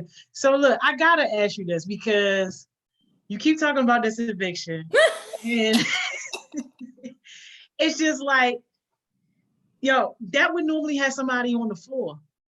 So how are you using like your mission of finding the beauty in your struggle, how are you using that to like even be okay right now? Like, how are you even able to still smile and to be in good spirits and to still actively engage? Because that's a hard thing to do. Listen, okay. So long story short, the rental company or property management company that I recently received this place from, I literally moved in September, and all of this stuff is happening right now. So, it was a slumlordy situation. And I honestly, if I am promoting that you should advocate for change, you should advocate for yourselves at all costs, all being, why am I not doing the same for myself? Understanding that the way that the judicial system is set up, a lot of stuff is a little janky. So I decided to do things my own way. And that was my way, by me not paying rent, to say, I need these things fixed. Like to the point where I'm having a pest problem. I went without like 4 months without a lock on my door. Crazy stuff that is happening that no one seems to really care about. And it's like, all right, y'all played with the right one. You're not about to get no money from me. I went, found some legal folks, got some legal advice and everything else. And in the midst of that, I'm realizing that everything, regardless of who is in the right and who's in the wrong, it's not going the way that I wanted it to go. And that's where my faith kind of came in the midst of everything. Cause it's like, listen, baby girl, like, yes, it looks a mess right now. Like to the point where I have had anxiety walking into my apartment just to come home from work. I done had a great day, I'm chilling with folks and everything else. And I use my 5 pillars and I'm doing everything else. But that faith really kicked in. And it was just like, you're going to live to see another day, sis. Like you've gone through so much more than this. This is not going to stop you. Same as Corona. It's like, you ain't about to die from this. Not to say people aren't dying. That's not what I'm saying, y'all. But you have to, when it comes to your faith, it's like you have to realize what's for you and what's not for you. This situation is not going to stop me from doing what I need to do. I have a big support system. That's where my other, friends and family comes in. So I got support. If I do wind up being put out on my butt, then I have a place to go. And the great thing is I am proactive. So with that preparation, with my 4 P's, preparation, understanding that this is something that's inevitable. It's going to happen regardless of the stop that's happening or the halt that they're doing right now with the whole Corona pandemic. But it's going to happen. So I got to be proactive in making sure that I am finding a place to live, which I did, y'all. So sis landed on her feet. Yeah. But it's like you understand that these things are happening. It's gonna happen. It's inevitable. It's gonna happen. But you're proactive and you're not sitting in your mess. So that's another thing. You don't wallow for too long, like because you're gonna miss your window of opportunity. You're gonna miss it. And you don't want to miss it. Because then that's when you've now allowed your circumstance to take over you. How do you harness that faith? Because a lot of young people, talk about having faith and say that they have faith, but then as soon as they get hit with something, they in a deep depression, they got all this anxiety and they doing everything but having faith. Like, how do they tap into that? So number one, we live in a world where everybody is believing everything. So you want to figure out, number one, what it is that you actually believe in. What faith work are you taking? Who are you walking with? Who are you believing in? Once you figure that out, then you start adding that to your daily ritual. I remember a conversation with you and Rashad, and we were talking about building a schedule. So once you build out your schedule, and not just for Corona, but for everyday life, if your morning routine, I'm a creature of habit, is what I like to call it. I love routines. Start off even with an informal prayer to whoever it is that you're praying to. Jesus Christ, honing in on all of that. So being intentional about, or setting intentions about seeking that faith, whichever it is that you choose, and you're seeking that, you're doing that. As much as you want Instagram and Facebook and TikTok, you're setting out time to actually build a relationship with whoever it is that you are faithful to. Yeah, that's the stepping stone to you really foster a relationship with whoever it is that you're praying to. That's awesome. I love it, man. If y'all got questions, please send your questions. I know y'all in because I know, man, we got these comments. Ross said again, have faith in the good and the bad. As long as God is with me, I promise we can all get through this. Amen, okay. Amen. I know, right? Alexa said faith over fear. Yes. Faith and fear cannot coexist, y'all. That's what I'm learning. Again. That is what I'm learning. If you have faith, or you say that you have faith, you cannot be fearful. Like, listen, go in on that. Please go in. The weapons will form, but they will not prosper. And it gets to the point where the weapons might form in front of your face. Like, they may form in front of your face. I was literally robbed in front of my house by 2 guys with guns. And I look on, I'm telling y'all, listen, sis was set up a few times, okay? I am not, it's a miracle that I am sitting here talking to y'all about what it is that I've gone through, seriously, and then just still be able to walk places, still be able to just show up with a smile, still being able to show up in my spirit, be full of fire regardless, because I'm here. But fear and faith can't coexist. Sorry to get off on a tangent. Fear and faith. We need that tangent. They cannot. You cannot say that you have faith and you believe that you're going to be out of this situation soon. And then as soon as something happens, like I said, it's okay. You stumble.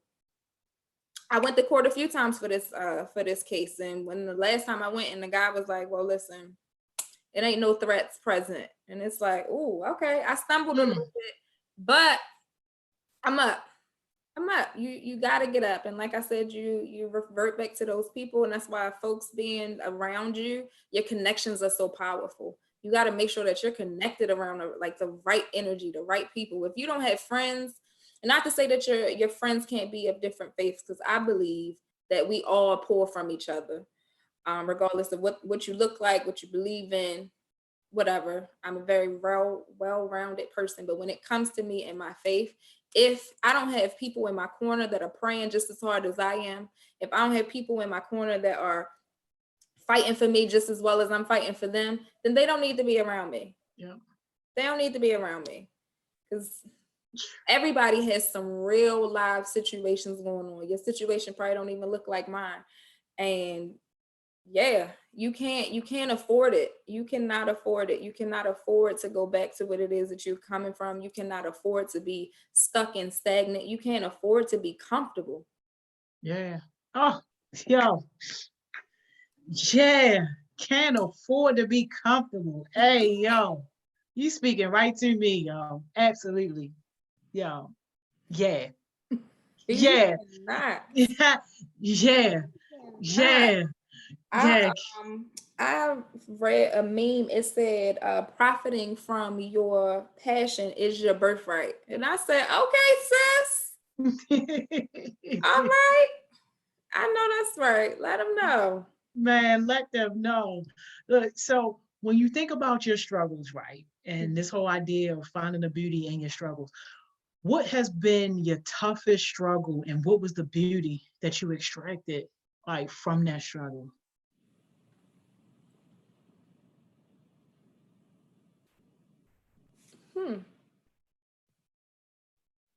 My toughest struggle,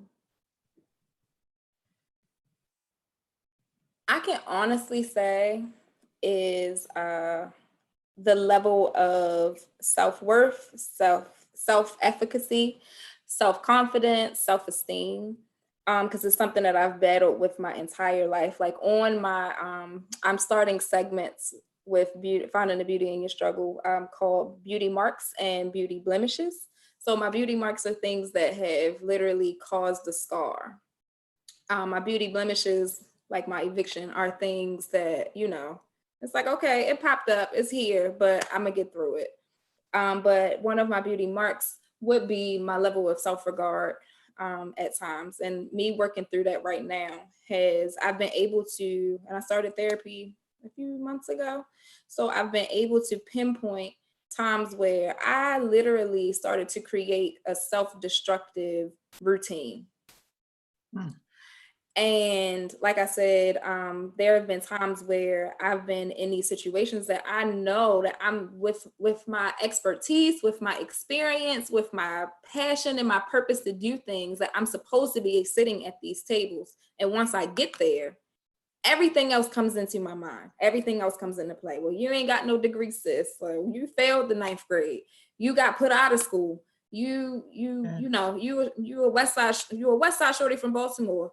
You're around all these execs who know the game or whatever. Like, what do you have to offer? All of these things. And the crazy thing is, like, when the adversary talks to you, I don't know about anybody else, but he talks to me in my voice.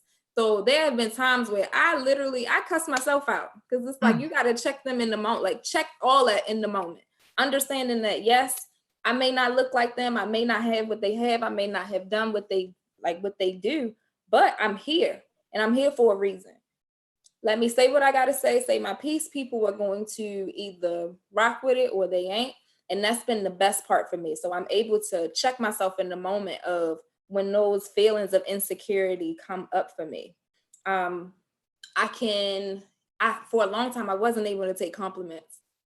It's the strangest thing, y'all. Like, I was not able to take compliments, but I'm telling you, like, when you are purpose, so many things will come and try to I don't know, like, it will come to distract you. It's going to come up against you, and you will ultimately start to believe it, depending on how long you stayed in that situation.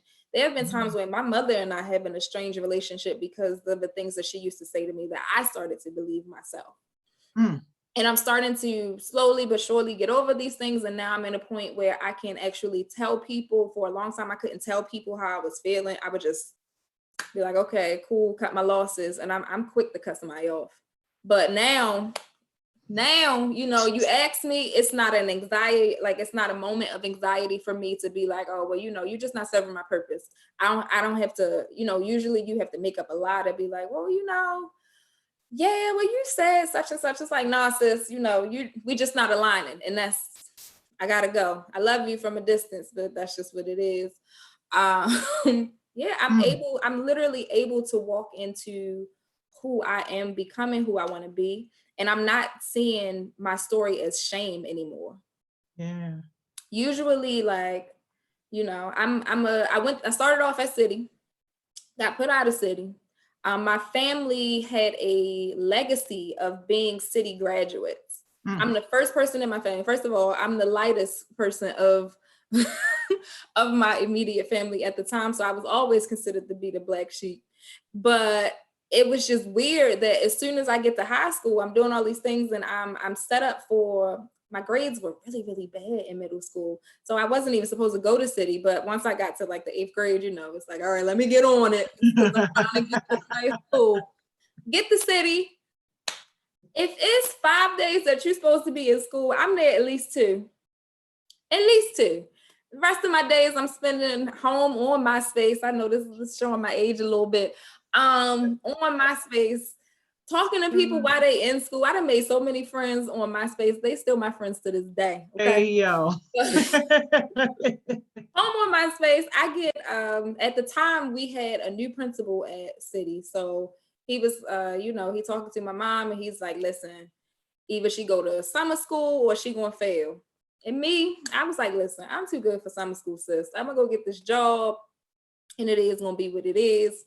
And yeah, they failed me. I thought they was playing, because meanwhile, I'm like real, I am self-taught. I love doing research and everything else. So me going to school, it was kind of like boring to me, because it was like I'm surpassing all the people that are here every single day. And my teachers even had the same conversations. They like, listen, it's an hourly requirement, sis. Like, for you to pass, you can't just come on a Monday and a Friday and be like, all right, well, I got this good 90. I'm out.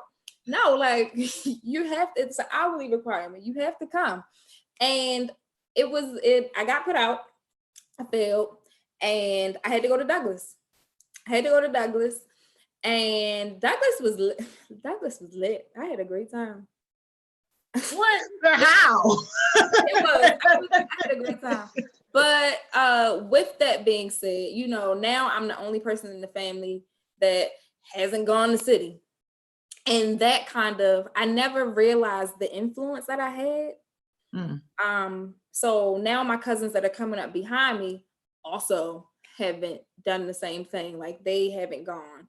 And it was like, dang, you stopping. I mean, I had 2 cousins that went still regardless, but the few, I'm like, dang, you really stopped that, sis. You stopped that. I would be the first generation to go to college. Wow. Got accepted to Coppin, and I did not want to go to Coppin. It was right across the street. I was like, yo, I've been a West Side Biddy my whole life. I just want to go somewhere. I got accepted into 5 different schools. I remember having a conversation with my high school counselor, and he was just like, yeah, you're not going to get accepted into any 4-year institutions. You should look at BCCC. And I was like, okay, I'm going to show you, sir. Got accepted to 5 schools, 2 out of state and 3 in state. But Coppin came to a college fair and I went there. I got free. It was a waive fee for application, except that I had to do a program because of my grades in order to be fully enrolled.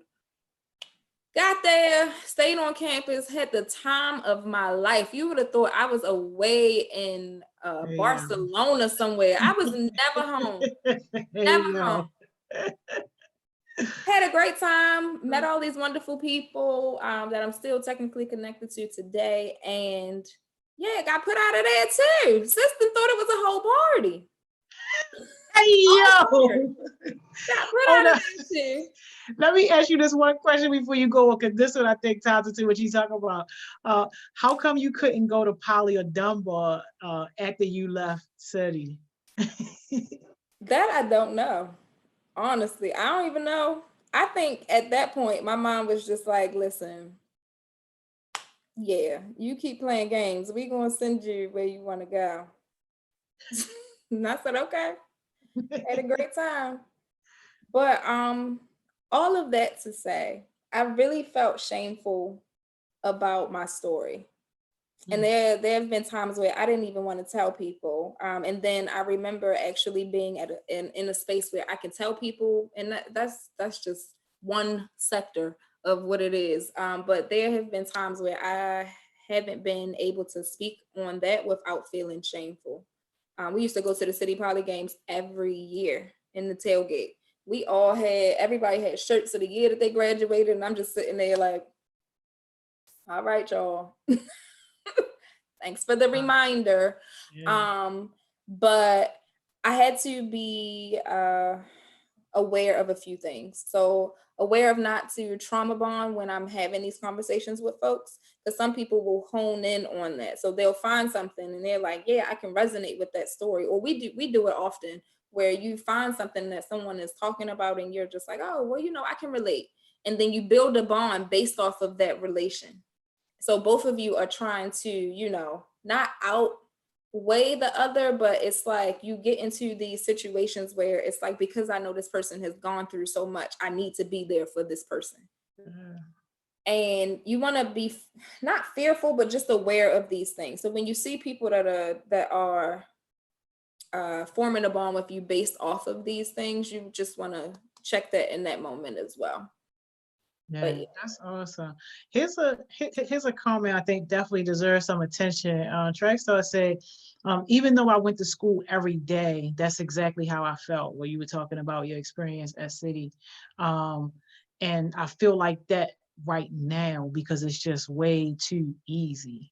So like, what do you say to somebody who feels like that? And then also Lene wants to know what were some of the colleges that you were accepted to? So for the first comment, you always want to alert someone. So go to your school counselors. I believe at City they have specific counselors for specific grades. I don't know if it's still the same. But you want to go at least talk to them. Let them know like I am not growing from whatever it is that you're giving me. Talk to your teachers as well.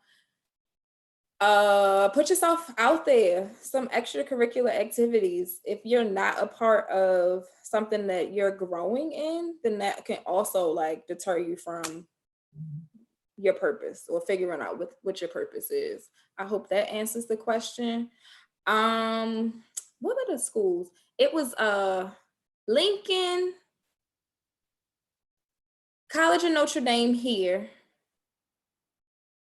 Loyola, which is now Stevenson, which is where I am now, Coppin, and then I said out of state. Frostburg is not out of state, but it is technically. You gotta go through the mountains. You are crazy. It was like Virginia Union. Yeah. Okay. So what do you say to people who don't feel like school or college is for them? Because like it sounds like you kind of had a rough little time getting through. Listen. But some people don't make it through. Mm-mm. And not because they can't. So like what do you say to a young person who's feeling like, man, school just ain't for me, I'm out? So do the same thing that I did, basically. Figure out why you're there. If you're there for somebody else's benefit, like, oh, I'm only there because I am a first generation. So I need to be the stepping stone for my family so that they understand when they see me, I'm building generational wealth or whatever that looks like for you. That's not a reason for you to go to school. It's not a reason for you to go to school if you feel like the pressures of society are making you like, oh, in order to consider to be Black excellence, you have to have a degree. That's not the case either.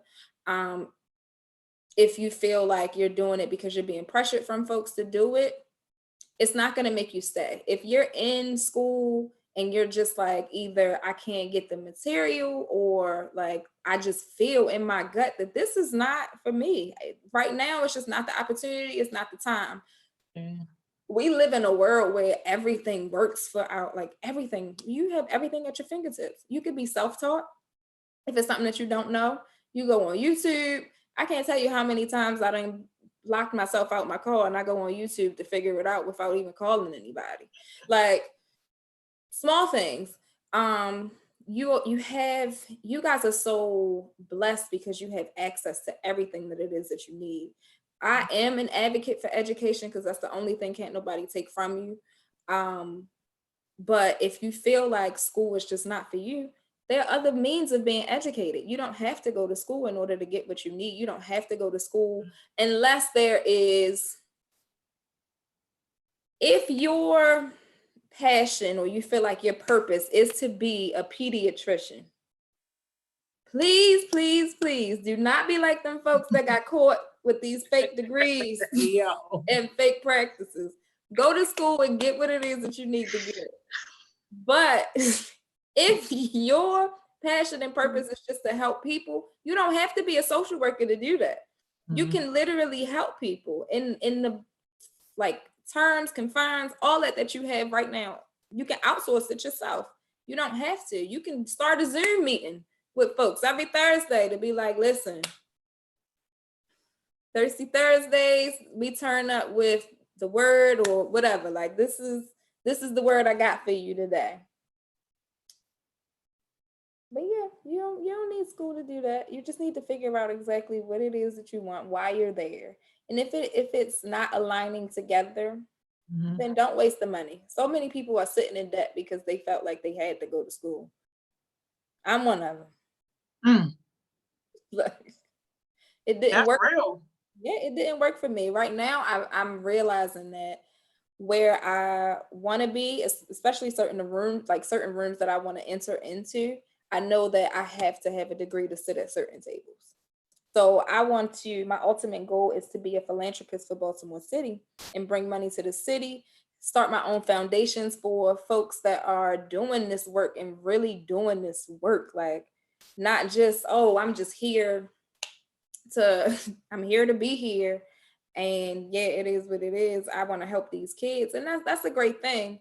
But like, I honestly want to impact Baltimore in a different way. So my goal is, I know that I have to have a degree to get in certain places and get my foot in certain doors. I'm gonna do that. That's just something that I gotta suck up and do, regardless of if I got the time. I'm gonna make the time, because my vision and my purpose are greater than my feelings right now. Ooh, powerful. So I think a lot of people, when they hear about your movement, right? So like finding the beauty in your struggle. Some people who are attracted to that mission might be people who have like low self-esteem, like low confidence. What do you say to young people who find themselves like battling with those types of issues and problems? You gotta figure out what your triggers are. And me being 28, I'm still trying to figure out what they are. But understanding emotions, you have to literally, I have an emotion wheel chart where it's like, I'm not just saying I'm mad.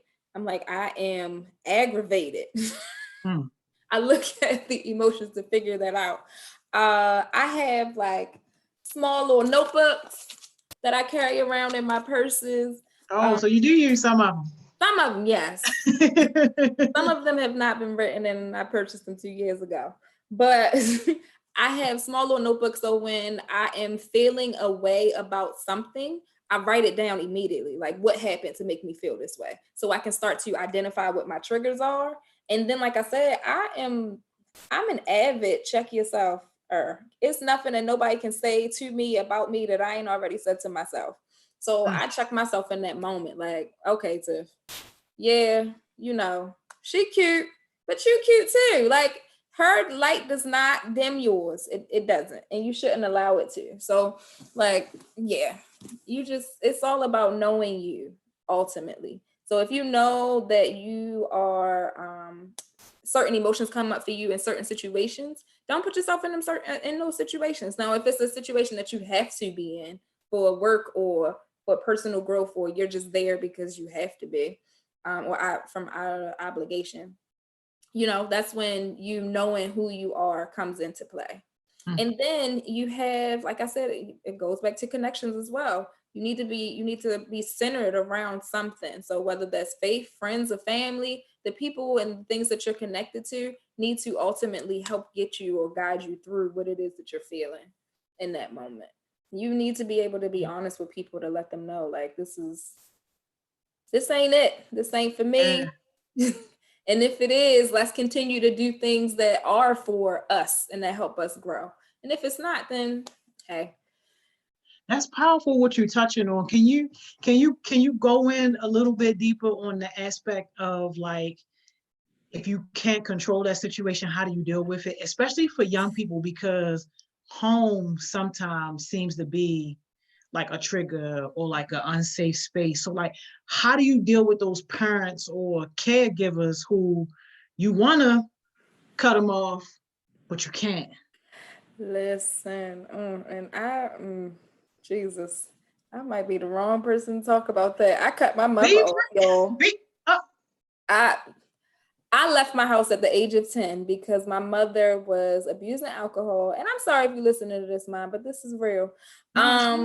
She abused alcohol, and in the same breath, she started to verbally abuse me and everything else. And I just wasn't, even to this day, with me being 28 right now, I've never heard my mother say, I love you.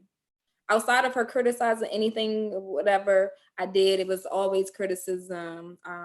I was sorry. I was a whole bunch of words that I ain't going to say right now. Everything else. So for me, I understood that I don't want to live like this at the age of 10. It's like, I don't want to live like this. I moved in with my godmom. And once again, that goes back into connections. I moved in with my godmom, and I received the love that I was so desperately searching for There have been times understanding that people, I also understand that people are always, and it's the same thing I tell my mentees, sorry y'all, go off on a tangent. Same thing I tell my mentees and anybody that is connected to me. There's gonna be a time where I disappoint you. Someone putting your faith and trust in people, they're always going to disappoint you. For those who are living in the situations and you can't get out of it, ultimately, you need to literally put all of your energy, hone your energy in something positive. Especially if you can't get out of it. If there's a situation where you know that you can get out of it, get out of it. Get out of it. But if you can't and you ultimately can't, lean on the people that you have for your HeartSmiles. They have you, they have the other mentors. Like, there are some people that don't have that resource at all. And if you know of any of your friends that are also going through the same things that don't have those resources, then you be that resource to them. And I know that's a little hard to say sometimes, because when we're going through our own mess, it's like how I'm going through it myself. I can't be there for you, but literally just a check-in, a phone call, hey, how you doing? A hug. I'm an avid hugger. This corona is killing me because I feel like I release through my hugs. So it's like feeling that warm embrace to let people know that they're safe. Being in safe environments, being in places that, you know, cultivate safe spaces, like HeartSmiles, for instance. And if there aren't any, build them. Build them. It's literally about you. Ultimately, it's all about you. Even as a youth, like it is all about you. You have the power to change a situation just by changing your thought, your outlook. And it comes regardless of what it looks like right now. And I know there are some people that are being physically abused. Some people, you know, are being molested, and there are a lot of things that are happening in your life. I've been there, I've seen it, I've experienced it. And no, like I said, I'm not the expert. I won't have all of the answers, but for you, like, you know what works for you. Yeah. Do what works for you. Yeah, that's powerful. And it kind of feeds into Lene's question. She said, Miss Tiffany, how do you deal with certain situations that you are blinded by and that you have no control over? For me, I have to literally stop everything that I'm doing and I pray. And when I say pray, I'm learning the difference between praise and worship. When it comes to my faith, I literally have to make myself small. It's not even about me in this moment. Lord, what do you want me to see? What do you want me to get out of this situation? Yes, it may look bleak in this moment, but what is it that you're teaching me right now? What are you trying to tell me? You have to sometimes remove yourself from the situation, regardless, like even if it's happening right then and there. Like in some instances, like me being robbed, y'all, it's like you can't stop and be like, oh my God, Lord, what's happening? But in that moment, it's like, okay, quick think, you know, step back, breathe a little bit, and then go from there. It's once again, it's literally all about you and how you maneuver. And if one thing, like, if you're realizing that your coping mechanisms or your strategies for coping aren't working, then there are several resources for you to, you know, just look up what works for people. And even when in the midst of doing that, I want you guys to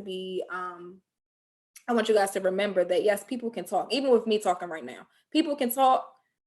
You take what resonates with you, and if it does not apply, let it fly. Honestly, like if you feel like you're hitting a wall with some folks, but they said maybe a few key points that you can be like, okay, I'm gonna take this and I'm apply it.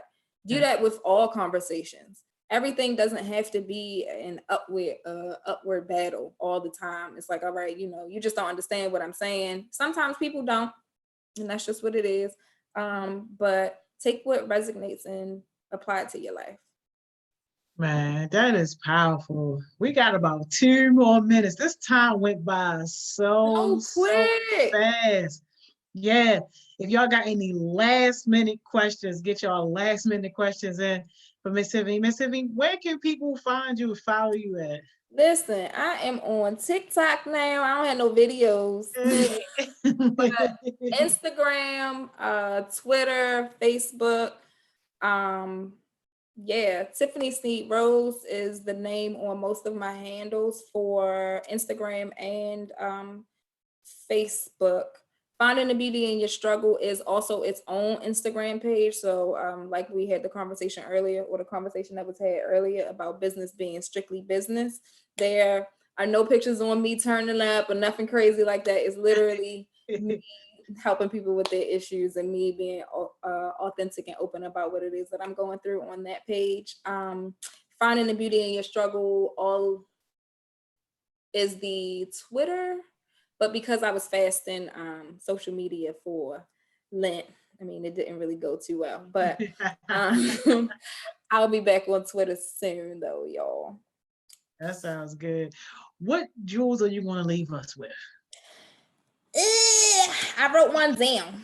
Yeah, she came prepared, y'all. So when you resist change, you will never see your true self. So listen, change is inevitable. It's literally written in the Bible that we will endure long suffering. You are always going to be going through something. You are always going to be in a state of transition. When you resist it, you are only hurting yourself. You are only hurting yourself.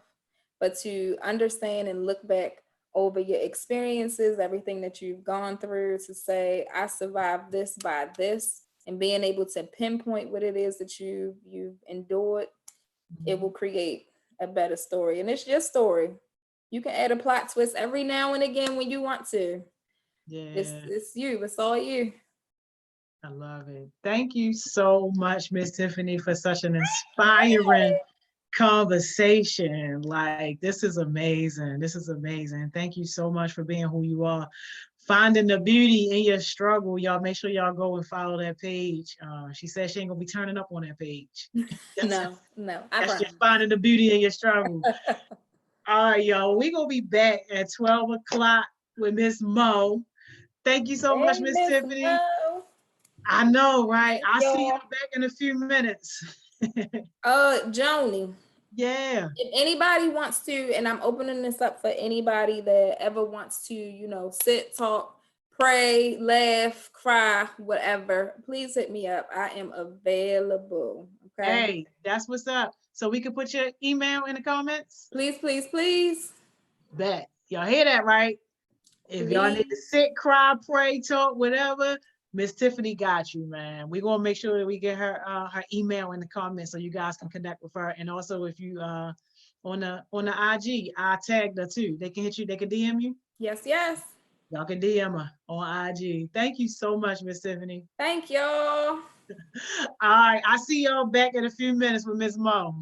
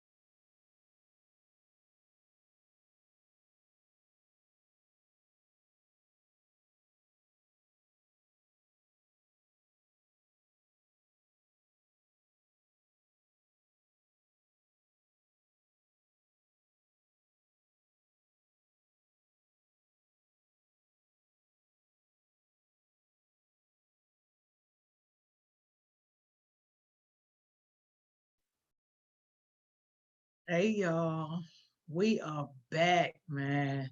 12 o'clock. Miss Mo should be getting on in just a second. Man, that last session was fire with Miss Tiffany. Definitely shout out to Miss Tiffany again for blessing us, finding the beauty in your struggle. Powerful, powerful, powerful conversation. Hopefully you guys um, took away her 5 F's and the 4 P's. I wrote them down. Did y'all write y'all's down? I wrote mine down. Um, 5 F's: fun, friends and family, forgiveness, fitness, faith, and then the 4 P's: passion, purpose, persistence, and preparation. Man, all things that are definitely, definitely, definitely on point. So it's cool, man. I'm really, really, really, really excited and thankful and happy that that Miss Tiffany was able to join us. If y'all got any questions or any comments or anything like that for Miss Tiffany, please, please, please, you can put them in the comments section, and then also go hit her up too. Even if you just want to tell her, thank you for volunteering her time and for spending time with us today. Like, that's perfectly fine. I tagged her in the Instagram story, and later on we're going to be dropping her email in the comment so that you guys can connect with her directly. Man, you know what I just realized too? Like, today is Thursday, Thriving Thursday. Man, it seemed like so long ago when we were actually able to like congregate in person. Man, I miss that. I really, really, really do. But I feel like tonight for Thriving Thursdays, I think we're probably gonna talk about entrepreneurship, and not just like in a general broad perspective, but really like getting started and doing something with it. Because I feel like a lot of people either drop the ball or they thinking about it and they ain't picked the ball up at all. And we got to make sure that people who have that entrepreneur mindset, that entrepreneur spirit, that they are still able to move and to act on their ideas and to do things that are helping them move towards their entrepreneurial goals. So if you think that's a cool topic for tonight, let me know. If not, if you have another topic suggestion, definitely let me know. I'm more than happy to try to touch on those things. Want to make sure that you guys are, finding value in the things that we're talking about. But man, somebody get on Miss Mo, yo. She late. This is crazy. This is crazy. Do anybody know what she's supposed to be talking about today? Because we can go ahead and start her conversation even without her. If y'all know what she was supposed to be talking about. Man, make sure y'all tag her to her. I was talking bad about her because she late. This is crazy. It's technically 12:03 right now. Man, she should be coming on any second though, y'all. But but if anybody has any topics or anything that you just want to touch on right now, like while we wait for her, let me know and I'm more than happy to do that. It's no problem at all.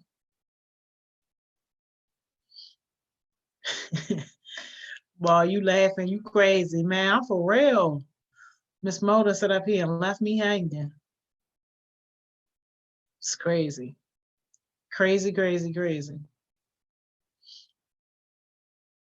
And you had some good comments too, you and Cam. I definitely had some great comments adding value to the conversations. Appreciate that so much. Ms. Mo, where are you at? Like, yo, are you watching us? You supposed to be on. Somebody tell Miss Mo she ain't supposed to be watching us. Like she actually supposed to be here on. Like this is her whole segment. This is her whole thing. Oh, she said she coming. Yo, this is crazy, yo. Thank you, Cam. Thank you, thank you, thank you. This is a mess. Yo, Miss Mo is a trip, yo. She's sitting back watching us. She got us tuned in on the TV the whole time she's supposed to be here. There she go. There she go. I'm so sorry. I am so sorry. I'm There sorry. she go. I'm We IT like, yo, support. how you sit over here watching us? You supposed to be on. This your segment. When was I watching you? Oh, we thought she was watching us. I was watching during the last session a little bit. I'm sorry. I'm sorry. I'm IT support right now, and it was just a situation. I'm so sorry, but I'm here. Cam messaged me like, "You late?" I'm like, "I know. I'm sorry." Yeah, because we were sitting up here dragging you like, yo, where is Miss Mo?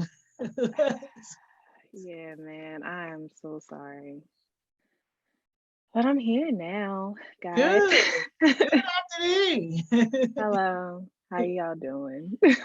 We doing good, man. We just had a powerful conversation with Miss Tiffany, which Yeah. was amazing. Yeah, she dropped the 5 F's and the 4 P's on us. Which was, Okay. yeah. I saw the beginning. I saw the beginning of the 5 F's. I know the first F was fun, and then I didn't catch anything other than those F's. But I saw when she was talking about like feeling like she doesn't belong, or like she's not qualified all the way for certain things. I definitely resonated with that point. And then I saw where a little bit when she was talking about her story and about her mom. So yeah, it was definitely powerful from what I could see. So. Yeah, for sure. It really was. I can't say, let's not waste any time. Let's get to it. Hey, I'm sorry, Kim. I was so sorry. hey, I know that's right, Cam. Accountability got me on here stalling. Got me on here talking about a whole lot of nothing. Okay, all right. So let's talk about something. Okay. All right. So y'all know yesterday we kind of talked about we talked about stress management. We talked about like positive ways to manage your stress.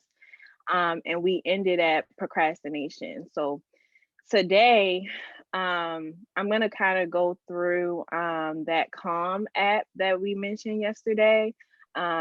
So we mentioned like 2 apps like Headspace and then Calm. I think actually Stinker came in the comments and said Calm, and I personally use Calm sometimes, and I'm familiar with that app. So we're going to go through that. We're going to do one of the guided exercises in the Calm app that actually has to do with procrastination and managing procrastination. And then we're going to talk about more positive ways to manage stress, because we didn't really get to finish up yesterday. So that's what we're going to do today. And we're just going to get right into it. So let me share my screen. Yeah.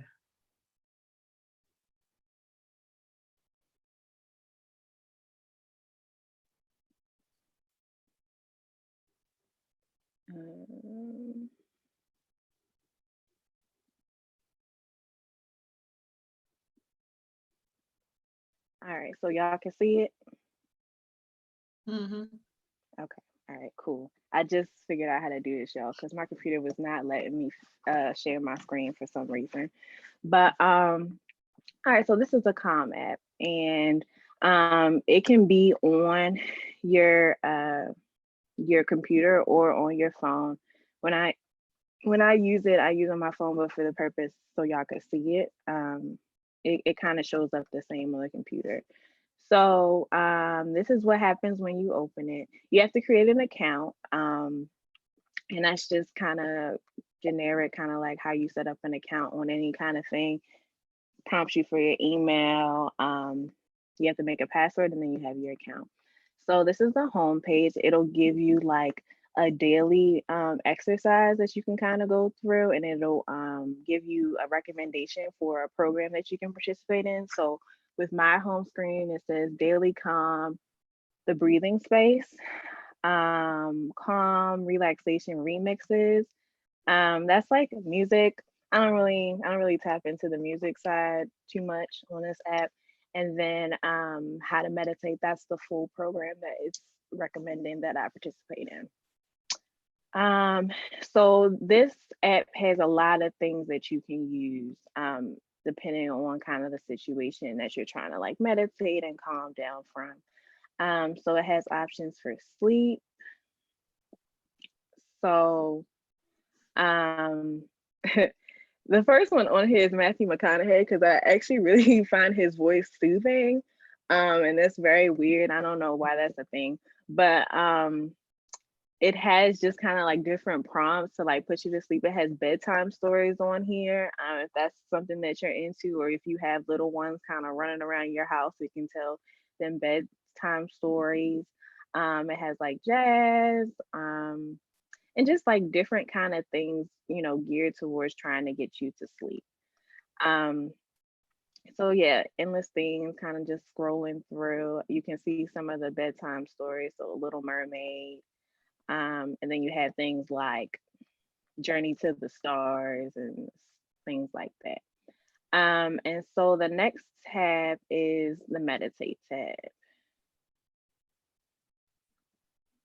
So with this is like guided meditation.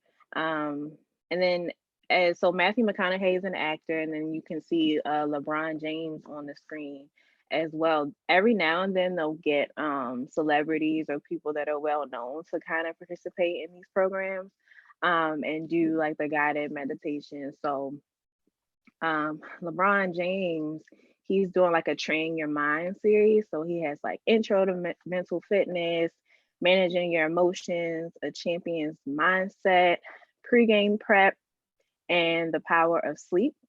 And so these are about like 4-minute, 3-minute segments that you can go through. And it's helpful if, you know, it's encouraged that you go through the whole series, but it's definitely okay if you can just do one of them. So I'm going to go back to the meditate tab. And then we're going to come back to this because we're actually going to visit the staying on track meditation category, and then do the procrastination one. But we'll come back to that. So the next one is music. Like I said, I don't visit this one often because normally if I'm looking for a sound to kind of relax my mind or get me to sleep, I do like a rain sound.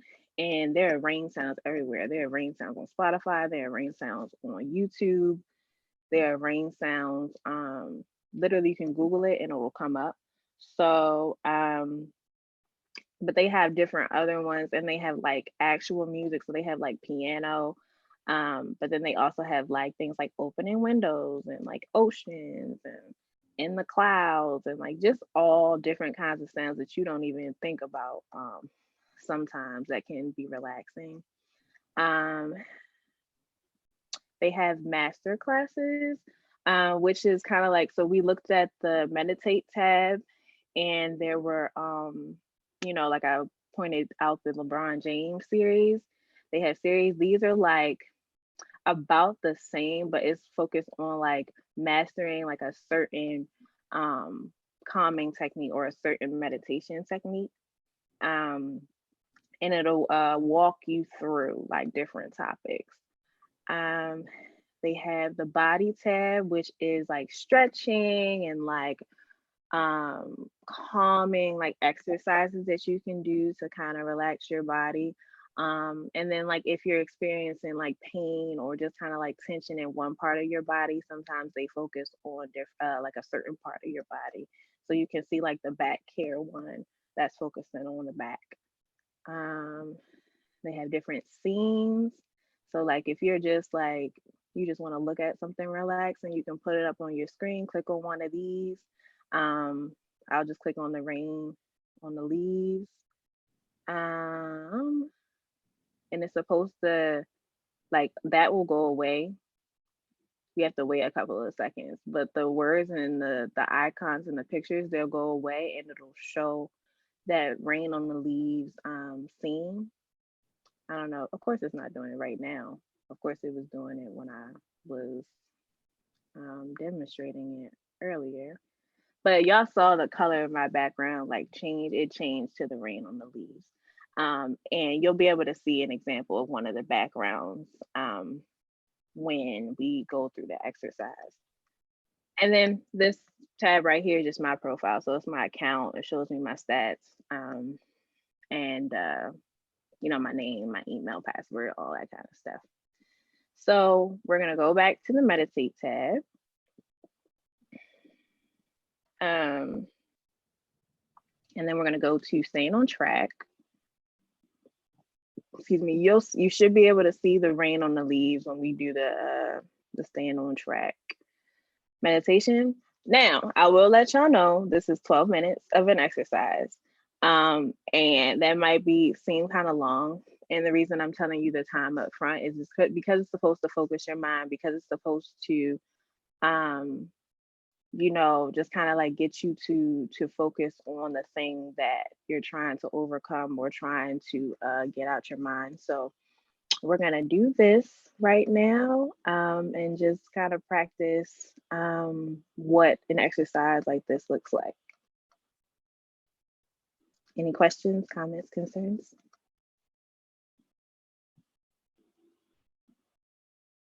Ms. Joni?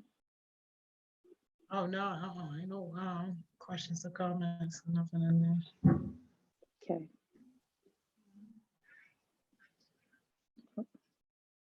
You could hear her? I don't hear anything right now. But you could hear her say, "Hi, I'm Tamara." Oh, I didn't hear that. Maybe I missed it. Okay, that's fine.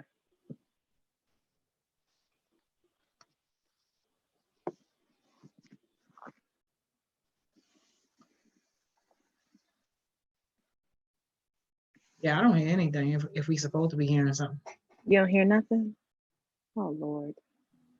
I don't. Okay. If y'all hear something, let me know.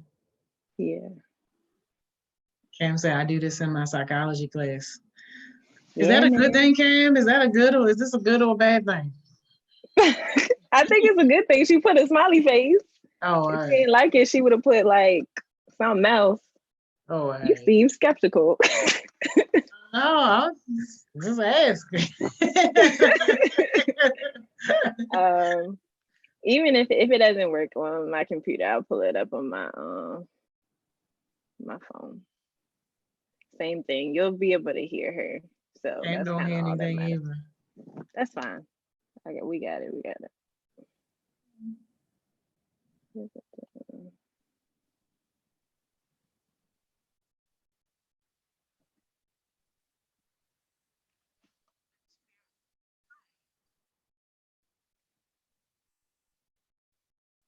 All right. Hi, I'm Tamara. In this session, we'll be exploring how to overcome procrastination. Yes. Let's start by finding a quiet place to sit where you won't be disturbed. Sit comfortably with a straight back. Close your eyes. And settle in for today's session. Feel your upper body relax. Soften your belly.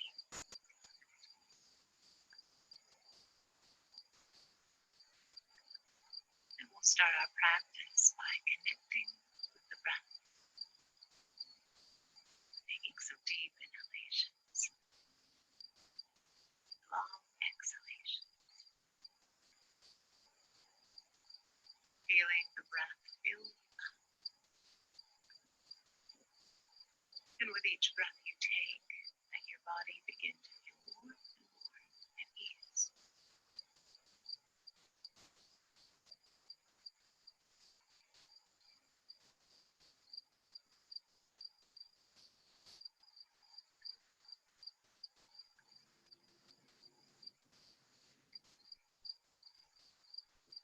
Now allow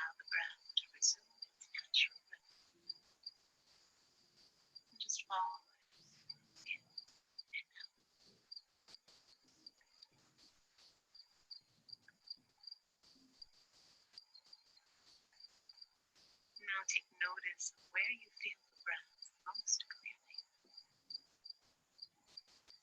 You may notice it most strongly in the abdomen as it rises and falls. It may be the chest as it expands and contracts. Or it may be the base of the nostrils where the air flows above the upper lip. Wherever you feel your breath most clearly, and that become your focus of attention.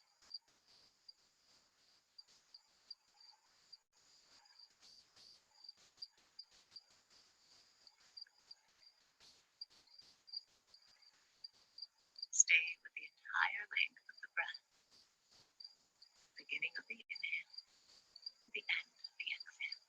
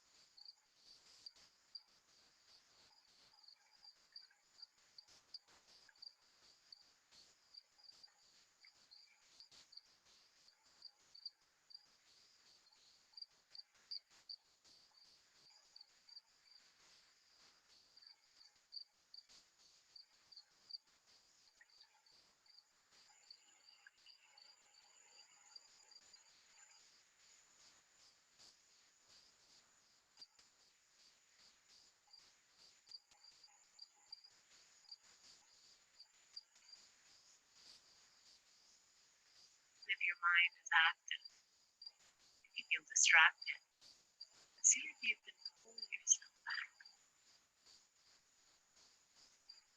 It's easy to want to follow our train of thoughts.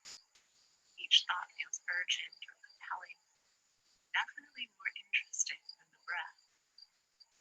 But in this time that we have, see if it's possible to work with the resistance rather than following distractions.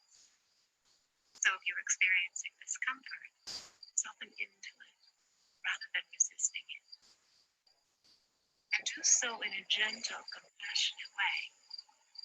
If your body feels uncomfortable, even if you feel agitated, see if rather than turning away, you can soften into what's happening.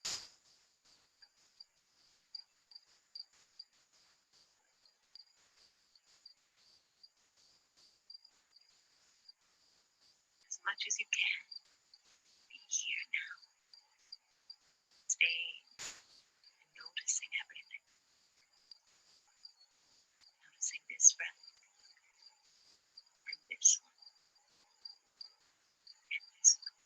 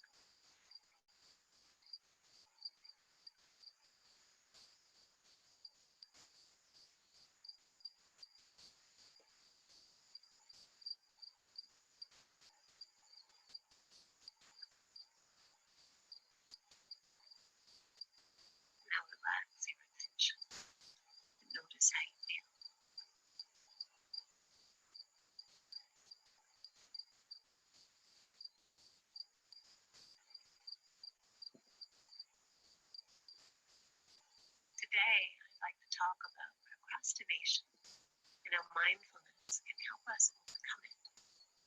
Procrastination seems to be a universal human problem. We all struggle to get moving on important tasks, writing that screenplay, updating that resume, launching that website. Important projects bring up unpleasant emotions like boredom, anxiety, and fear. Procrastination is a coping mechanism to help us avoid these strong emotions. If we ignore that school paper, put it off until tomorrow, our mood improves instantly, and we feel short-term relief. The problem, of course, is what happens over the long term. By avoiding important undertakings, we have the potential to squander opportunities, damage our reputation, harm relationships, and hurt our self-esteem. In a self-defeating storm of avoidance, we can become our own worst enemy. While procrastinating, we often lack awareness of what's happening on a deeper level. This is where awareness and emotional self-control can serve us. So here are a few tools you can use the next time you're stuck in the quicksand of procrastination. First, notice the resistance. When you feel that pang of anxiety or that urge to reach for distraction, notice what emotions and thoughts are bubbling beneath. Perhaps you're dreading the boredom of delving into that project. Maybe you observe a deep fear of failure and worry that you don't have the ability to succeed. Then it could be a combination of these other factors. Second, keep in mind what's at stake. Ruminate on what the outcomes will be if you continue to delay. And ask yourself if the short-term relief right now is worth the bad mark in that class or a risk to your career. If fear of failure keeps you locked in avoidance, ask yourself if this short-term relief is worth the delayed outcome. Third, set up a reward for yourself. Give yourself permission to indulge in a comfort or pleasure once you put in a solid working session or a full day's work. Incentives can powerfully harness our motivation, even if it's something simple like an hour of Netflix or a bowl of ice cream.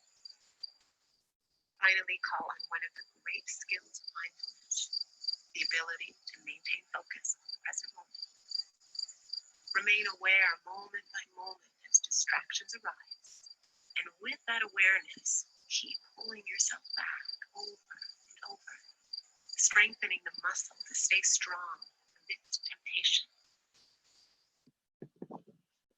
Exercise over. Exercise all the way over. Abort. Oh my God, everything in the world is going wrong. My dog is barking. I wasn't asleep. Put yourself off mute. Listen, we might.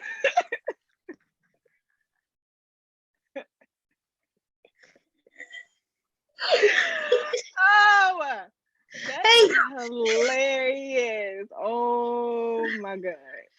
Oh my God. Y'all was too loud. Y'all don't woke up mommy. I wasn't asleep.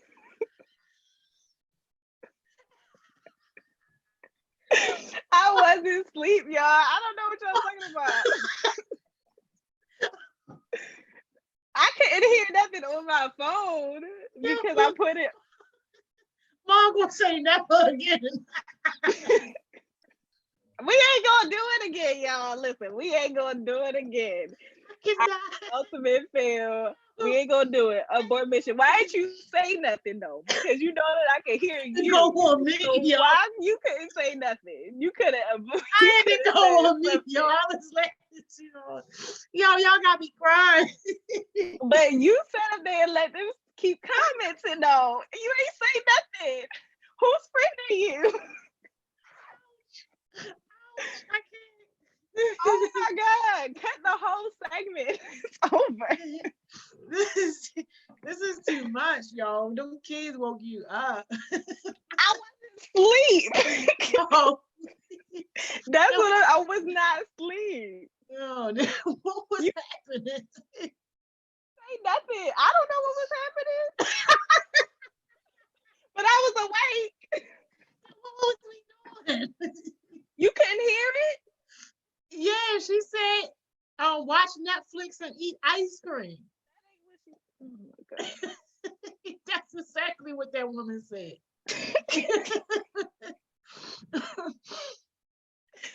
Okay, Oh my gosh. you should have said, because you know that I can hear you. You are in my ear. I can hear you. You should have said something. You said it said you went on mute and laughed. All right, I'm done. No, you're not. This is Yes, ridiculous. I am. Oh All my right, y'all. God. Oh my God. We gonna just talk about these other ways to manage stress, because none of y'all love me. Okay. None of y'all love me because none of y'all stopped it. Oh my gosh, yo. Okay. So I'll wait. Yeah, they too dumb in these comments. I'll wait. He came falling out. Margaret said and James are like, hey everyone, I'm over here confused. Can't keep laughing.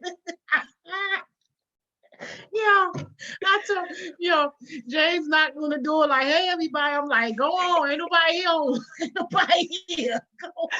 Oh my God. Oh Right. Jesus. I'm done, y'all.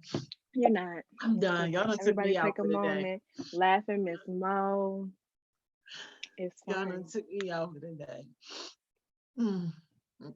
Mm. All right, what are we doing? Are you done?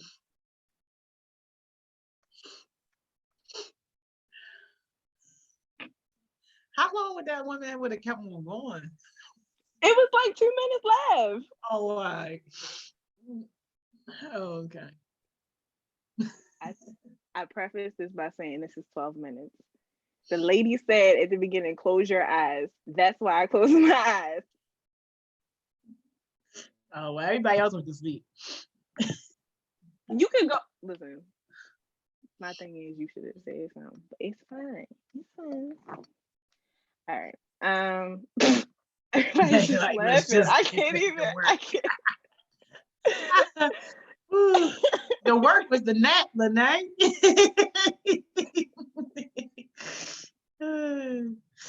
Oh my gosh. I can't even do this. Hold on. All right. Yeah, we just want to talk about other ways to manage your stress, and then that's kind of how we're gonna end off today. All right. So one of the results that's kind of related to, one of the things that's kind of related to procrastination is like poor time management, right? So just make sure that you're managing your time effectively, and that you have those schedules, have those enough time in place to do tasks and activities. And so I kind of had an example of like when I didn't manage my time correctly. And I've mentioned this before, like I'm not a morning person, but I used to have a job that I had to get to at 4:30 in the morning.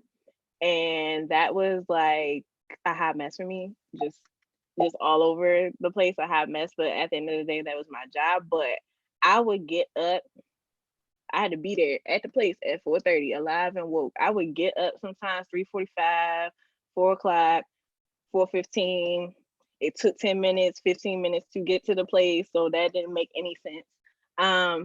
But then I would get mad. Like I would find myself getting mad and getting stressed, like when I was late. So like sometimes I had to call a Lyft because I was late. And I'd be mad if my Lyft driver was taking too long, and all this other stuff. But like I could have controlled all of that, right? So I could have gotten up earlier. I could have, been more prepared for the morning time, knowing that I'm not a morning person. I could have better prepared in general. So just make sure you're managing your time effectively. Another way to not really manage stress, but to kind of just stop stress from happening in the first place is to kind of like throw throw the idea of perfectionism like out of the window. You're not going to be perfect. You're never going to be perfect. And if you're in a situation where you're doing everything correctly, you're probably doing something wrong. Because you don't know everything, you're gonna fail. You're gonna fail multiple times in a day, multiple times in a matter of few minutes. And so if you're trying to constantly reach that picture of perfection, especially if you're trying to reach someone else's idea of perfection, you're gonna fail every time. So just recognize yourself as an imperfect human being. Um, Recognize yourself as a person that's going to make mistakes, a person that's going to have failures, and just kind of move on forward from there. Um, Another way you can kind of manage your stress is to seek support. Use the people around you, use the resources around you. Hop on a call with a friend real quick, explain to them how you're feeling, why you're feeling that way. But be very strategic in who you choose. So if you're stressed out, don't call another stressed out person, because that's only going to, elevate your stress, elevate their stress. Then before you know it, everybody's gonna be yelling at each other. Everybody's gonna be frustrated with one another. So call somebody that is notoriously or just always you can just kind of call on and rely on to kind of calm you down in those moments, or to kind of talk you through the way to calm yourself down. Excuse me. um and then like don't choose someone also that like makes you mad every time you talk. Like don't do that. Choose someone that you engage with, that you truly enjoy their company, and that the conversation is like easygoing every time that you speak with them. Y'all still laughing at me in these comments? It's over. Leave it alone. It's over. Lene said, Mar said, all like ice cream and watch Netflix. And then Lene said, my mom got me on a school schedule on the whiteboard. Yeah, I'm seeing a lot of that go around, as far as like parents or like guardians kind of making school schedules. I think I like it. I like the idea. Y'all may not like it too much, but it does Why do keep you you on like the the schedule. idea? Can you tell them why you like the idea? Because I don't think a lot of kids get it. Like they think it's just busy work. It keeps you like on task. It keeps you, kind of like what's coming up next. You have a certain amount of time to do this certain thing. Hopefully you have time worked in there for like a break or like a lunch break. I hope that you would have, time kind of worked in there for that. But think about this time in general, right? Normally y'all would be in school. Um, and luckily, a lot of y'all have kind of the comfort of being in your own home for school. So you're still being productive during this time. If you're on a schedule, you still, you kind of have that flexibility to kind of make your own school schedule too. You could probably talk to your mom and be like, okay, well, I think I really need help, or I really need to work on this, this, and this. Can we do this instead of this? So yeah, it gives you some structure instead of waking up, not, especially if you're an early riser, you wake up at like 9, 10, 7, I don't know, it depends on what time you wake up. But then what are you going to do? Like, are you making your own plan otherwise? And if that's so, okay. But other than that, you need some structure there, I feel like, just to kind of keep you on task. So you're not sleeping all day or watching TV all day or doing whatever you're doing all day. Miss And can Jonas, I why add do you? something on top of Yeah. that? Because I think that's important. Like what you guys got to understand too is like at this age, you are setting your habits and your foundation for what type of adult you're going to be. And even though we're not necessarily thinking about our, or you guys aren't thinking about your adulthood right now, you are very much cultivating what's that's going to look like. And you getting a real life lesson, real time on what do you do when you face like hard adversity. And right now, this bum mentality is taking over so many people. And they think that it's innocent right now. oh, I get to sleep all day. That's cool right now. Or I get to smoke all day and I'm just laying around, booed up all day or whatever. But what you don't understand is those habits can't be broken overnight. And if that's how you deal with life, if that's how you deal with stressful and adverse situations now, 9 times out of 10, that's exactly what you're going to revert to in your adult life. And then you're going to be one of those people that my taxpayer money got to support because you're not out there supporting yourself. You're going to be one of those people on the corner holding up your little sign talking about we'll work for food or whatever it is that you're going to do for food because you never really built up the habits and the foundation to be able to support yourself. And something as small as having a schedule, having some type of structure, that might sound small, but it is a big deal. It is a big deal. And that's basically going to make you bulletproof to poverty when you become an adult, because you'll never be comfortable just sitting around not doing nothing. You never going to be comfortable sitting around with your hand out asking people for crack. You never going to be comfortable laying up with somebody and you not, making moves or making money or doing what you got to do to support yourself. So like, that's why it's so important, especially now. Like, y'all living in history and y'all gonna be telling y'all kids and y'all grandkids about what side of the page you was on when, Corona hit 2020. And for some of us, it's gonna be, I absolutely did nothing with my life. And for other people, it's gonna be like, I found my purpose. I absolutely did more with my life. So. Thank you. Yeah, no, everything she just said. I can't even comment on nothing on that, none of that. Absolutely everything Ms. Jones just said. Lene said for procrastination. Yeah, so that's definitely having a schedule helps you kind of like avoid procrastinating. Cam said, I guess they trying to keep us structured. Like during summer break, my school gives us summer work so our mind doesn't wander.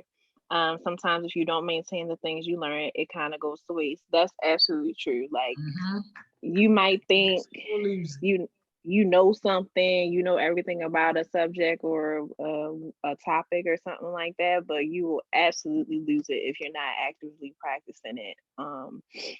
Yeah, like there's things I learned in school. I do not remember those things. And that's not from years, because at this point it's like been years since I've been out of school, but also like I forgot some of that stuff a month, a week after I finished learning that stuff. And that's because I wasn't actively practicing it. So yeah, definitely so you can lose some of that knowledge. And on corporate America, we always said you either use it or you lose it, especially with like technical skills and stuff like that. So every time we taught somebody something new, we would try to also give them opportunities, even if it was just like a small project or something like that, so that way they could use those skills so they didn't lose those skills. It's a great point. And that was a good example of that too. Cam said it'll make it hard to adapt to adulthood. All choices need to be intentional now to build your future. If I wasn't on these sessions, I probably wouldn't be as productive and probably would just sleep all day.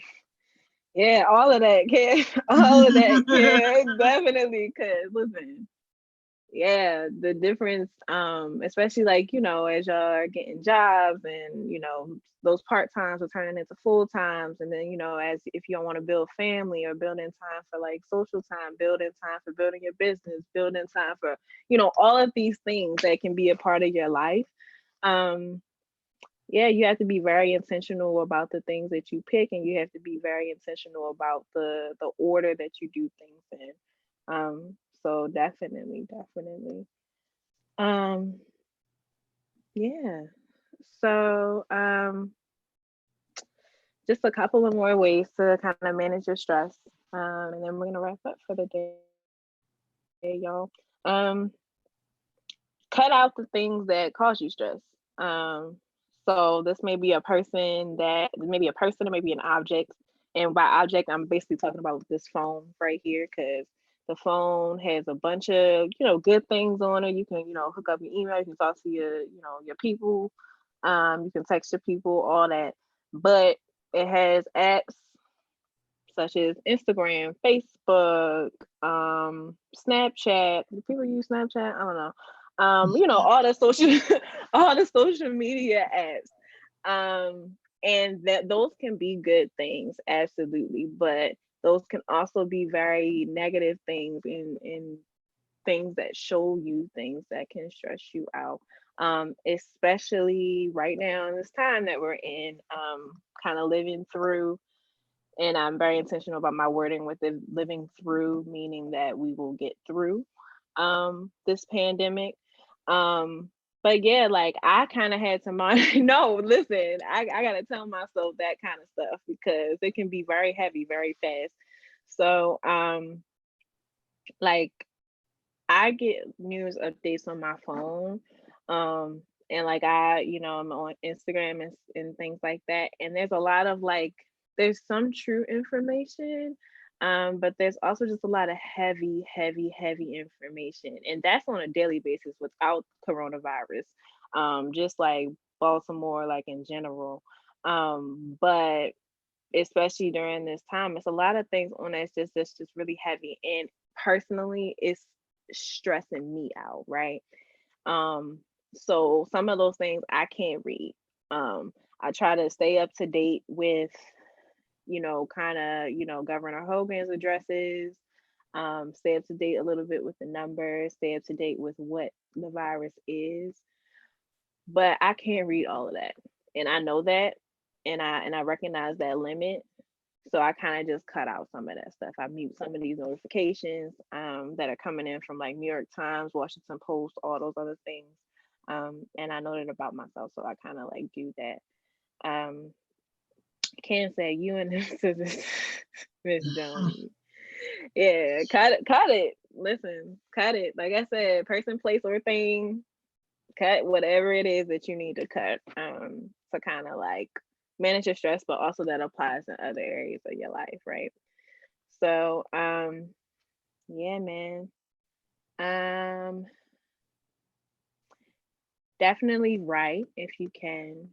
And it doesn't have to be, and I think Miss England touched on this yesterday on Winning Wednesdays. Like I think she said that she writes in like an unstructured way. Like don't worry about your grammar, don't worry about your spelling, don't worry about like sentences and punctuation and all that other stuff. Literally just write anything that comes to your mind, anything that's in your mind, anything that's stressing you out. And write about it, and write, going back to those questions, like why is it stressing me out? Is it worth stressing over? And kind of try to work through ways to get over that stress. You can develop a new hobby. So we talked about that yesterday. Mar has said it. And Ms. Joni, you always like talk about how like you're staying active. So you can exercise, and just kind of like take care of your body. So that's, being aware of what you're putting in your body and also your physical activity. And the last one I'm going to end on is the last method I'm going to end on is finding ways to be grateful. Excuse me. And so those can be like the littlest things. I don't know if that's a word, but that can be like the littlest things. So definitely like acknowledge what you're feeling. Definitely say like, okay, I'm stressed out. This is stressing me out, whatever. Acknowledge the things that you may have lost. So like sometimes stress happens as a result of loss. And I'm not necessarily talking about someone passing away, but that relationship that you lost, whether it be a friendship, an intimate relationship, that, job that you lost, any loss that you're experiencing, deal with that, and deal with those feelings. So like you can cry, you definitely can, kind of wallow for a little bit. And I think y'all also talked about this in Miss Tiffany's session earlier. Like you can do this, kind of wallow in it for a couple of days, give yourself a certain time limit. And then once that time limit, now the time limit can't be like a month, can't be like 2 years, like it has to be like a reasonable time limit. So I don't know, some people get over in like an hour. But if you're like a more of a day person, you need a whole day. okay, take that, give yourself a time limit. But once the limit is over, kind of like, all right, I gotta keep it pushing. I gotta keep it moving. I gotta do what I have to do. Yeah, so definitely do that. As far as like being grateful, if you woke up this morning, that's a thank you moment. If you are breathing right now, that is a thankful moment. That is a moment to be grateful for. And it's like, oh, well, I wake up every morning, I breathe every day. Well, some people don't. And I know that's like heavy right now, but like, especially kind of talking about the thinking about the times, but like, just be grateful like when you wake up every morning. I personally, it's not unknown that I try to have a relationship with God, so I thank God. If you don't thank God, just say thank you. And then like just make sure you're getting like some fresh air, so like just like having the air like hit your face, having the sun hit your face, that's a grateful moment. Like if you're dealing with mental health issues today or just long term or just, kind of working through those things, be grateful that that didn't overcome you today, because a lot of times that can overcome people. If you have, a place to stay, a roof over your head, food to eat, be grateful, be thankful. If you have like at least one other person on this earth that loves you and checks on you, say thank you. If you love yourself, say thank you. And if you, kind of just have a loving support system in general, say thank you. Find those little things to be grateful for in a world of chaos, in a mind of chaos. Just try to find those little moments, just to give thanks. And yeah, that's all you got for me. Yeah, man. I love it. I love it. I love it. I love it. I think too, just to kind of add on to everything that you already said too, is to know that, things like stress and all that stuff, like that stuff is really a choice. Like some of the situations that you are in are not always a choice, because everything, isn't within our control, but it is absolutely a choice to look at a situation, determine whether or not this is something that's within my control, out of my control, something that I can influence, and then decide how you want to do it, and then really decide on whether or not you want to allow yourself to be stressed out about it.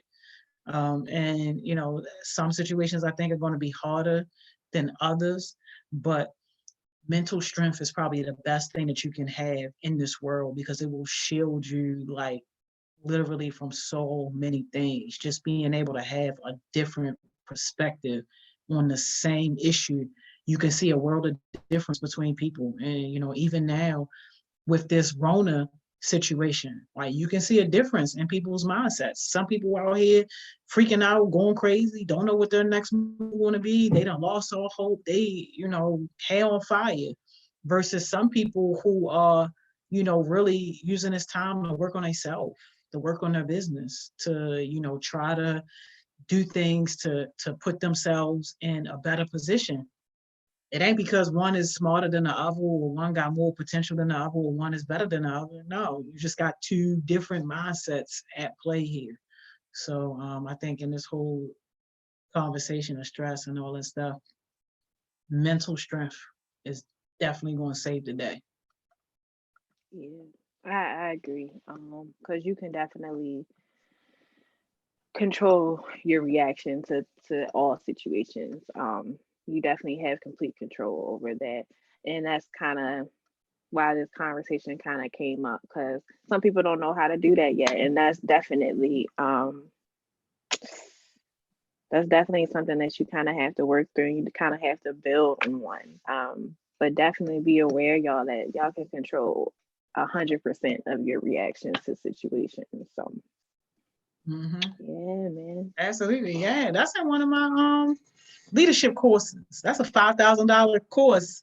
So, y'all can't take that right now. Y'all can't afford it right now. $5,000. Yeah, y'all can't. I can't get it to y'all. Y'all can't afford that right now. But it really is like those three things that I just said. So if you're writing it down, if you're taking notes, I'm gonna say it one more time.